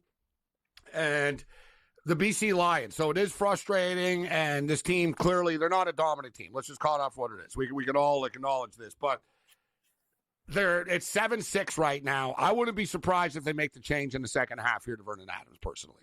It really wouldn't surprise me. I also, fine. Calgary have lost like 6 straight. It's 7-6 right now. We get the BC Lions, guys, at minus 170 on the money line. I don't want to lay the 3.5. They might just win by 1 or something. But I'm jumping in here on the BC Lions, guys, to win the football game. And as me and Rob Vino have never met an over, we can't refuse. We're like RFK with a blonde woman. Can't refuse her. 37.5. Don't you hate when this place wants to take 15 minutes to confirm your location? Jesus Christ, come on. Honest to God. Like, they giving you on computers. It's like, get a grip, guys. Like, you're killing us there. Like, come on. They're giving you the geo check right now, huh? Yeah, they're about to lose that bet, Gabe. I'm going somewhere else right now. Hey, you're losing Vino's money. Get it together. Yeah, if you can get it in somewhere else, you can get it in. Exactly. You can get it in elsewhere. Yeah, I'm going somewhere else. I can't be waiting around for you to check my location. Come on. Sure. So UNLV and the Cuse is a fun one. It's been back and forth. It was 14-0 Syracuse. Then it was 21-14 UNLV. Then it was 31-21 Syracuse. And now Syracuse got stuffed on the goal line, ended up kicking a field goal. There has been 17 points in the third quarter of play. Remember at the half, we jumped in. We said, let's go over 65.5. So it's 70.5 right now. I got a 73.5 because I'm greedy as well. I still think there could be some chaos here in this game. UNLV's not going to go down without a fight. And we are at 31-24 already. And Syracuse are on the move. Right now. See, they're at midfield. So CFL football, we're taking the minus 170. I think I moved the number, guys. My big sharp play here for $300. Just move the number. 170 to minus 180. They're like, all right, Morency. Yeah, I see 182. Yeah, you're a big shooter there, Morency. What about Vancouver and Edmonton preseason hockey 6.5? Can we get there? Oh, the juice is out. Minus no, we can't do 200. I'm sorry. I'm just gonna Canucks are up 3-1. They own the Oilers. I like the Canucks tonight. Yeah, good pick. It'll go over, but no, I'm not concerned about the NHL that game right now. No, just saying. I just saved 3 cents on that total bet instead of laying $1.25. I laid $1.22. So check my location all you want. Yeah. So the Ducks are up 24-0 on Michigan State. This total's not going to get there. It was frustrating, Rob. A lot of people like the under here. I thought we could get there, and shoulda, coulda, woulda, no excuses, but I don't know if you saw. There's been 3 turnovers inside the 5-yard line of this game. Michigan State fumbled on the goal line. Dylan Gabriel's thrown 2 interceptions in the end zone tonight. Like, from the goal line. Yeah. Like, literally. Like, from the 2-yard line. Yeah, that one on the out pattern was ridiculous. Yeah, and you know what? You can't handicap those things, Gabe. It gets really frustrating. When they get right inside the 10 and turn the ball over or get stoned on downs, whatever. I'm on the Ducks minus the points, too, at least. It's soft. I'm on the Ducks, so we'll see. They're up 24-0 right now. But let me ask you, because we're going to a break soon.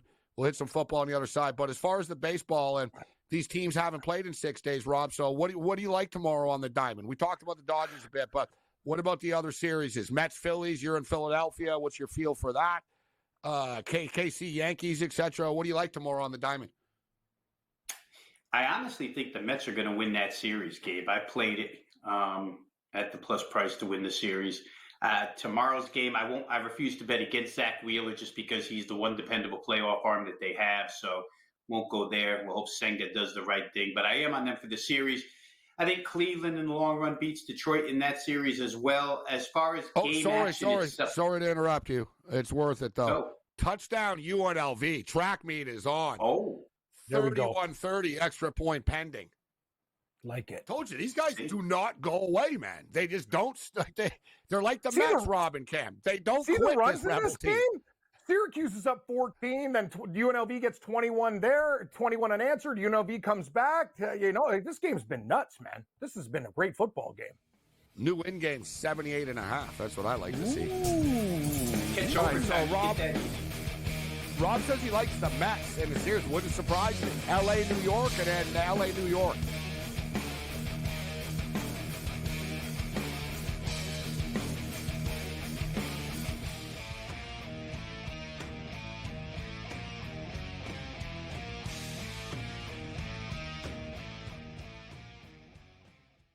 Anyone that's been to a sporting event, the atmosphere before a game, I think Game Time Decisions has that same exact atmosphere. This is our arena. This is what we do. There is going to be an energy to Game Time Decisions that you will feel night in and night out. The excitement you get when you lock your bets in, when you're figuring out what you want to do, we can zone in on the biggest games each night. I want this to be the place that people come to before the game starts so they feel as ready as possible to lock in their cards. We are going to hit every single one of those markets that you need to know about. We're going to go through every single thing, and I've got a great team behind me that's going to help me get the job done. There is not going to be a better place, I promise you, than Game Time Decisions to get that new information, react to it, and be able to then bet accordingly. We will have everything at our disposal, and we will use that to our advantage. I'm Kevin Walsh. Tune into Game Time Decisions from 6 to 8 p.m. Eastern on SportsGrid. Your gut says Miami is going to win, and you should take the over. Your gut also said your NFT selfies would only go up in value. They didn't. But your head is on SportsGrid and knows the QB is in concussion protocol. The backup has a 45 QBR against the zone coverage. The New York team has the most sacks in the league. So yeah, trust your head. It's smarter to be on SportsGrid.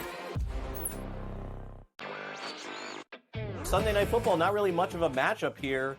And the Bills looked so good up until this point. And, to me, it's probably like a one-off for them. The basic thing you have to do against the Ravens, force them to pass and try to use their weapons downfield, get them behind. Because if you can do that, then it takes Derrick Henry a little bit out of the game. But if you get them with momentum coming out of the gate, getting a long touchdown run in the first play. Newswire, only on SportsGrid.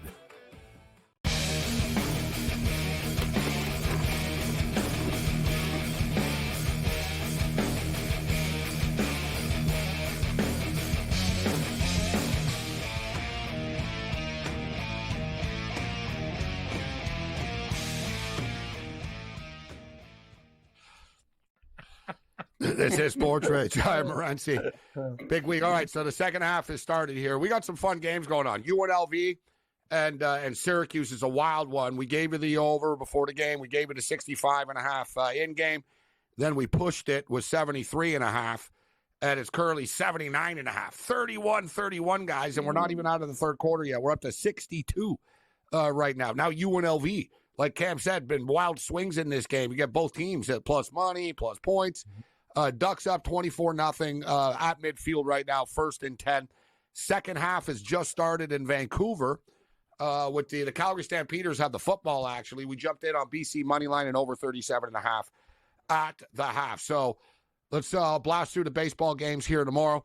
Detroit, you got Holton on the hill here against Beebe. It's minus 150, plus 125. Tigers plus 125, minus 150. Guardians total is 7. Rob, you're a big total bettor. Are you buying into the unders here? Is this going to be an under this game? I'm thinking no run in the first inning here with Detroit and Cleveland. That's one little prop I got. That's probable.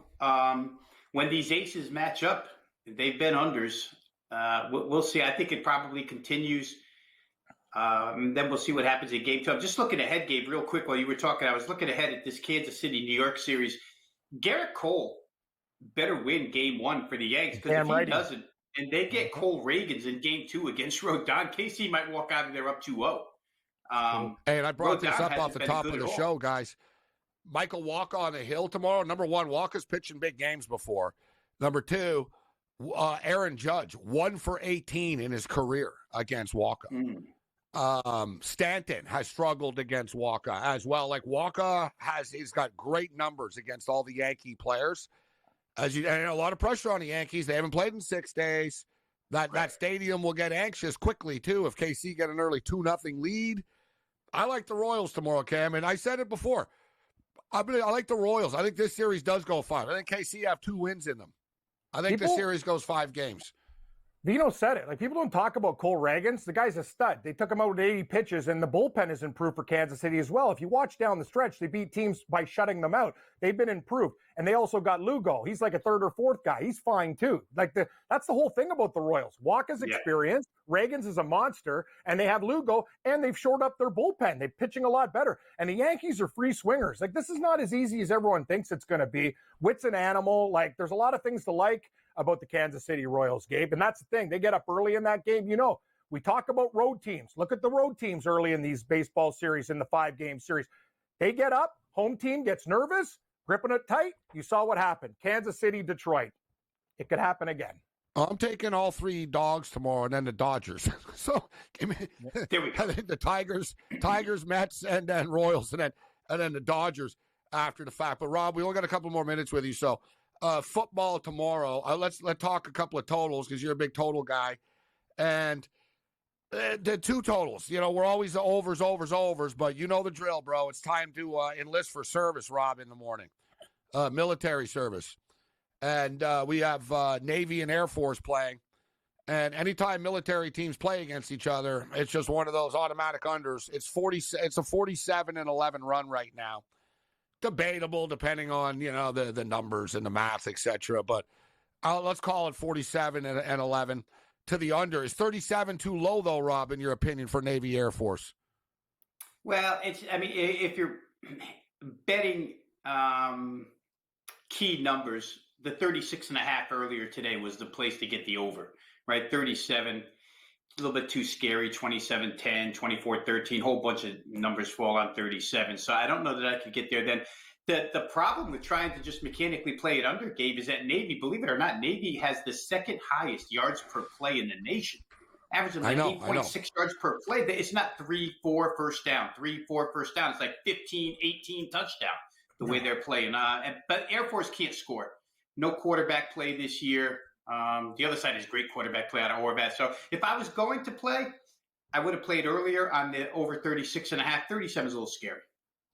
What about Pitt and North Carolina? We got to bet the over this one. 63.5. Agree? Yeah. We already did. Certainly UNC has shown the penchant for wanting to throw the ball now with the new quarterback in Pittsburgh. Obviously, that pass off.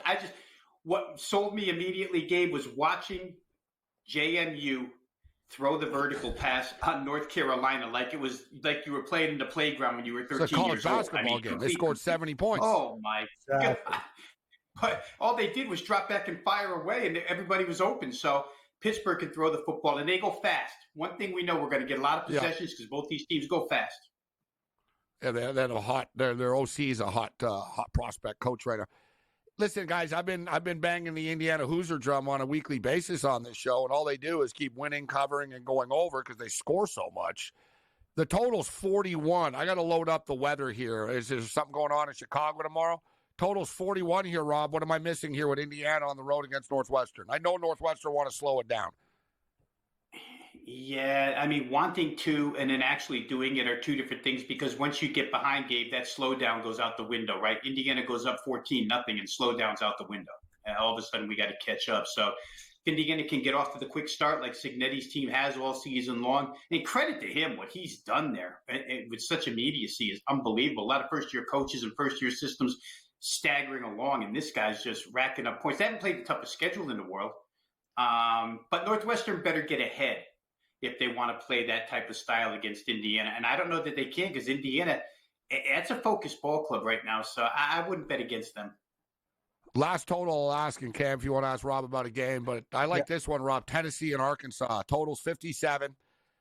And listen, Tennessee's defense is good. I brought it up the other night, dude. They're only giving up 176 yards a game. It's actually the least yards given up in the SEC through 4 games through a month of a season, the first month of the season since 2007. And the last team to do it was LSU, won the championship. So Tennessee actually do play defense, but I think this Arkansas offense is good, Rob. And you got a total of 57 here. Tennessee are averaging 54 points a game. Are you scared of this one? I think we get there. It totals 57 here. Well, we got 45 last week with A&M Arkansas, right? Arkansas scored 21 in that. I think A&M won it in the end. So 45. Now and they've done us a favor, Gabe. If you like over, they've chewed it down 4 points from 61 all the way down to 57. And I'm looking right now, see a stray couple of 56 and a half. So maybe you wait it out and get 57 as a ticket casher. I'd have a hard time playing under at this price. I think 61. Maybe I could justify that. But at this price, I think you're going to see a little bit of take back here because I think those numbers of 57, 58, 58, and 59 especially are so key. I think these middle players are going to come back and take a little bit of over tomorrow. So you may want to get in now if you like over. Okay. Hey, Rob. Yeah, what do you think, Rob, about Ole Miss and their loss to Kentucky? You think they bounce back, laying 9 out South Carolina, total 53.5? What's your opinion there? Dude, I did a whole single game video on this for Wager Talk, and then was on a show with Ranieri and did it again. But I like over. Gabe, I looked at 53.5, guys, in an Ole Miss game. And listen, South Carolina's numbers look great defensively, right? But you check them out. They've played 3 teams with the 113th or worse ranked offenses in the land. Kentucky, Akron, and I'm missing the third because I'm not staring at my notes here, but they've played lousy offenses. The only good offense they played all year was LSU, and LSU gave South Carolina a 1.5 head start. They didn't score till there was 8 left in the second quarter, and then after that they scored 36 and racked up 360 yards on the next 6 drives.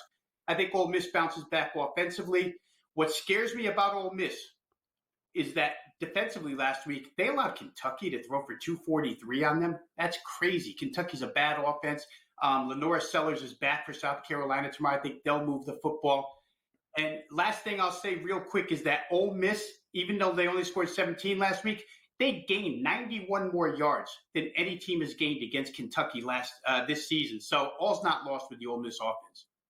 Rob Vino Sports on Twitter X. You can find him at Wager Talk as well. Rob, it's always a pleasure, my man. Thanks for joining us. Take care, guys. Here.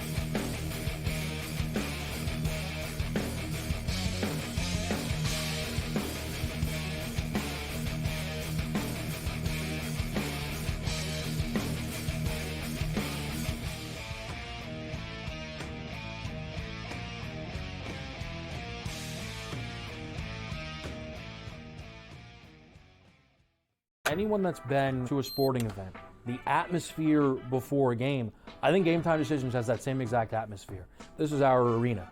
This is what we do. There is going to be an energy to Game Time Decisions that you will feel night in and night out. The excitement you get when you lock your bets in, when you're figuring out what you want to do, we can zone in on the biggest games each night. I want this to be the place that people come to before the games start so they feel as ready as possible to lock in their cards. We are going to hit every single one of those markets that you need to know about. We're going to go through every single thing, and I've got a great team behind me that's going to help me get the job done. There is not going to be a better place, I promise you, than Game Time Decisions to get that new information, react to it, and be able to then bet accordingly. We will have everything at our disposal, and we will use that to our advantage.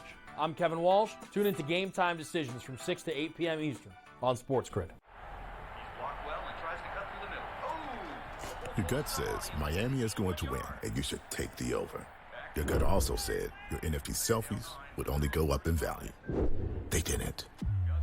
But your head is on SportsGrid and knows the QB is in concussion protocol.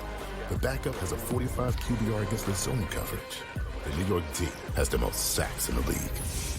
So yeah, trust your head. It's smarter to be on SportsGrid. Sunday Night Football, not really much of a matchup here. And the Bills looked so good up until this point. And, to me, it's probably like a one-off for them. The basic thing you have to do against the Ravens, force them to pass and try to use their weapons downfield, get them behind. Because if you can do that, then it takes Derrick Henry a little bit out of the game. But if you get them with momentum coming out of the gate, getting a long touchdown run of the first play. Newswire, only on SportsGrid.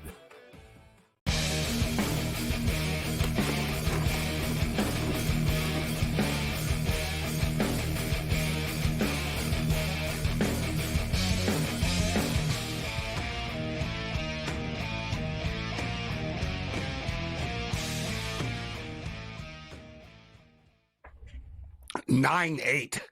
It's a weird score. In fact, I don't know, have you ever had a 9-8 game in the NFL before? I don't know if there's ever been a 9-8 score in the NFL. Maybe once for maybe, but it's possible, I guess, with a safety and 3 field goals, but no. It wouldn't have happened. Even in CFL, 9-8 is a weird score. So it's 9-8 BC right now with 6 minutes left in the third quarter of play. We're on BC minus the 7, which is in trouble. We got a tease to the over, which is in big trouble. Then we jumped in at the half, as you guys just know that we're tuning in. If not, we jumped in on the BC lines minus 170 on the money line. They were losing 7-6 at the half, and we took over 37.5 in the game as well. And Calgary just had a shot. Mayer missed him. The wide Beggleton was open. Would have been a touchdown. It was a nice bomb. Nice route. He got open, but Mayer overthrew it. So now they're going to have to punt. So BC are getting the football back right now. But we've got 3 football games going on. We got the CFL game going on. We got a Big Ten matchup. Feels strange to say Big Ten, but we got a Big Ten matchup going on right now in Eugene, Oregon.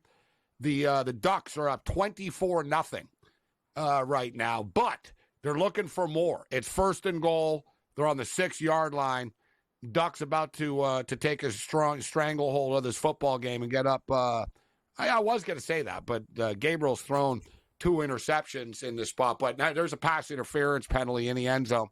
So they're going to be on the goal line. They're going to punch it in here, and it's going to be 31-0 shortly. The game of the night is sort of what we thought was going to be the game of the night tonight. And it's Syracuse and UNLV. We got a 31-31 game.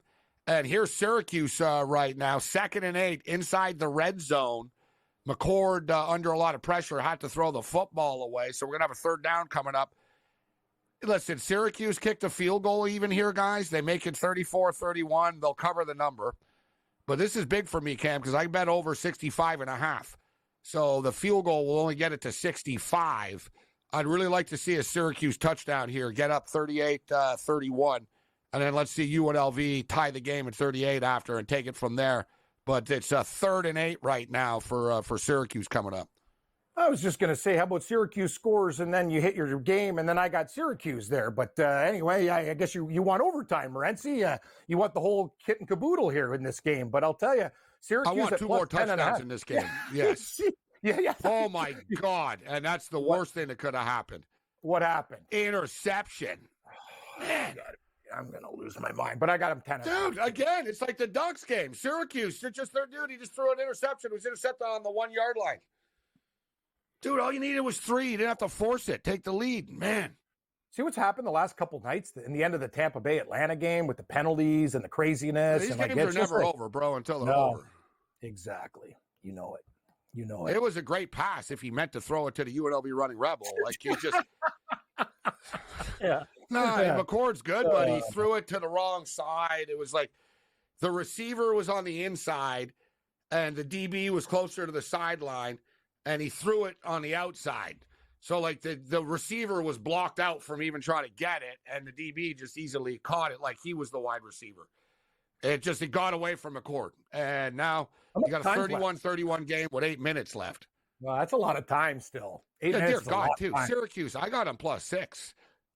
UNLV go down the field, score 7. That's probably, I'm going to get screwed, Cam.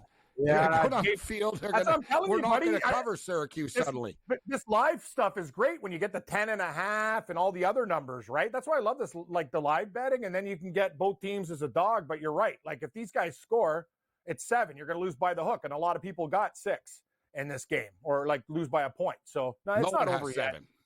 It closed at 5.5 even. No, I'm saying no. I got 7. Yeah, bought it up. I got 6 originally, and then but you're right. Like live +7.5 +10.5. Like, and then you can come back with UNLV when Syracuse was up 14-0. Love now that. though.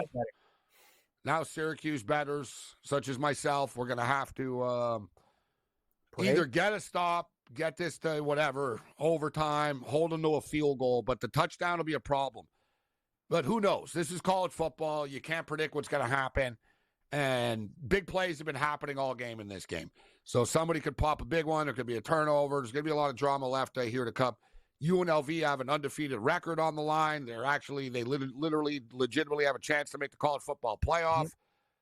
I don't think they will because they play Boise State. I think Boise State will beat them personally, but I think Boise State are better than they are, but this UNLV team has a ton of freaking heart, and they've just shown time and time again that they're not going to go away. So the Ducks have been knocking on the door here. We went to a commercial break. They're coming back. It's second and goal right now on the 2-yard line, but it's 24-0. And the in-game number is now 31.5. The in-game total is 38.5 in this football game with 12 We called that minutes under. MSU, Michigan State, under. They're not going to score a damn point in this game. Team total, under. Well, it goes to show just how important the first drives are, because the first drive of the game, they had the ball first and goal on the goal line, and they fumbled. Changed the entire dynamic of the game. They would have been up 6-7-0. Instead, instead it's 24-0 right now with the Ducks looking for more, and they get Ohio State next week. Let's bring in Tony Finn. Better late than never. Tony Finn steps up, and then Tony. We've got a wild game going on right now at Allegiant Stadium. Yes, I know. When did UNLV become this prevalent, this important, this significant in college football? It's been really fast, very sudden, and for me, a guy who likes the Mountain West, it's been a surprise. But good game tonight. This is the peak of UNLV football. Like they've never. Yeah. This is it. They've never been ranked before. Yeah. So that's all you need to know. They never. This is the first time they've ever been ranked. But you're right that they're actually a relevant team, like in the college football playoff conversation and everything. But so listen, Tony, we're pressed for time here. We'll get right down to business. Sure. Baseball tomorrow. All 4 games are in action. So we're coming up against the break. Yeah. Get your baseball picks ready. Is it an advantage for the teams that have been playing? Are the teams going to be cold that have been off for 6 days? Right? That's the big question mark coming into tomorrow's games. Wow, the Spartans get a stop. So on 4th, they're going for it on 4th and goal, up 24-0. Interesting, they just don't kick the field goal, but the Ducks are like, they're frustrated. They're like, no, we're going to score a damn touchdown. And the Ducks go for it on 4th and goal and get it. Touchdown.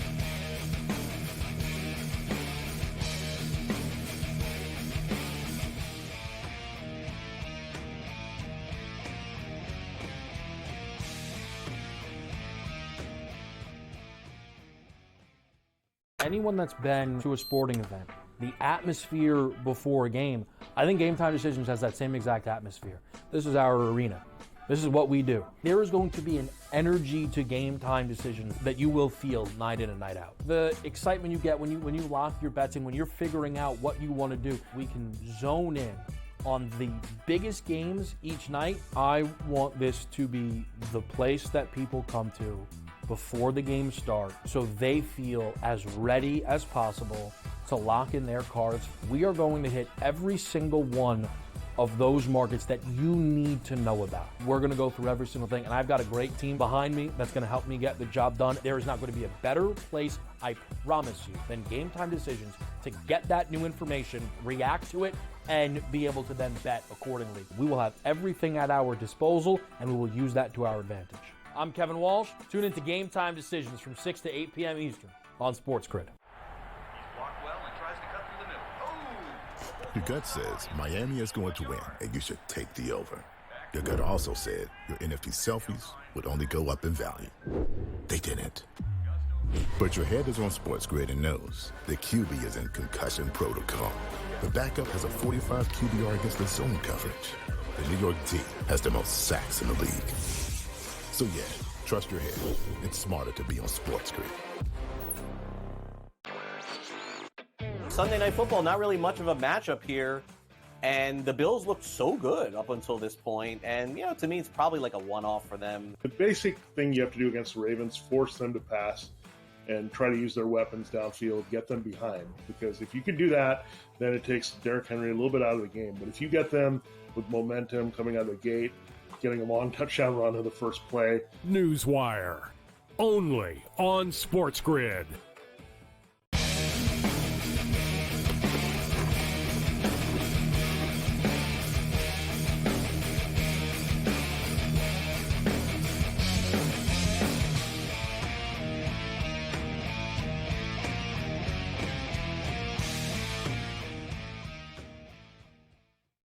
All right, let's roll. Let's do this thing. We're on the clock right now. And last week, we ended the show with 9 college football best bets. We went 8-1. We were 1 away from a clean sweep. The one loss was the Michigan Wolverines, who were up 21-0.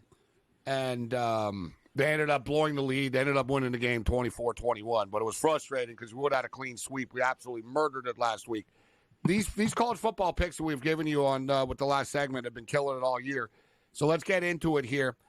This one was kind of betting solely because of the number, the trend, and we just go to it. Even though, as Rob Vino brought up, Navy can put points up on the board. So it's a little bit scary, but the fact is when military academy teams play against each other, it's an automatic underplay. 47-11, all right? It's on a 47-11 run right now when military teams play against each other to the under. Pittsburgh and North Carolina. North Carolina can't stop anybody. A high school football team would drop 40 on the Tar Heels right now. Pitt have one of the fastest and most efficient offenses in the country. It's not like Pitt's defense can stop you either. This game's going to be a track meet. Let's go over the 63.5, 64 in this game. It's come down to 63.5.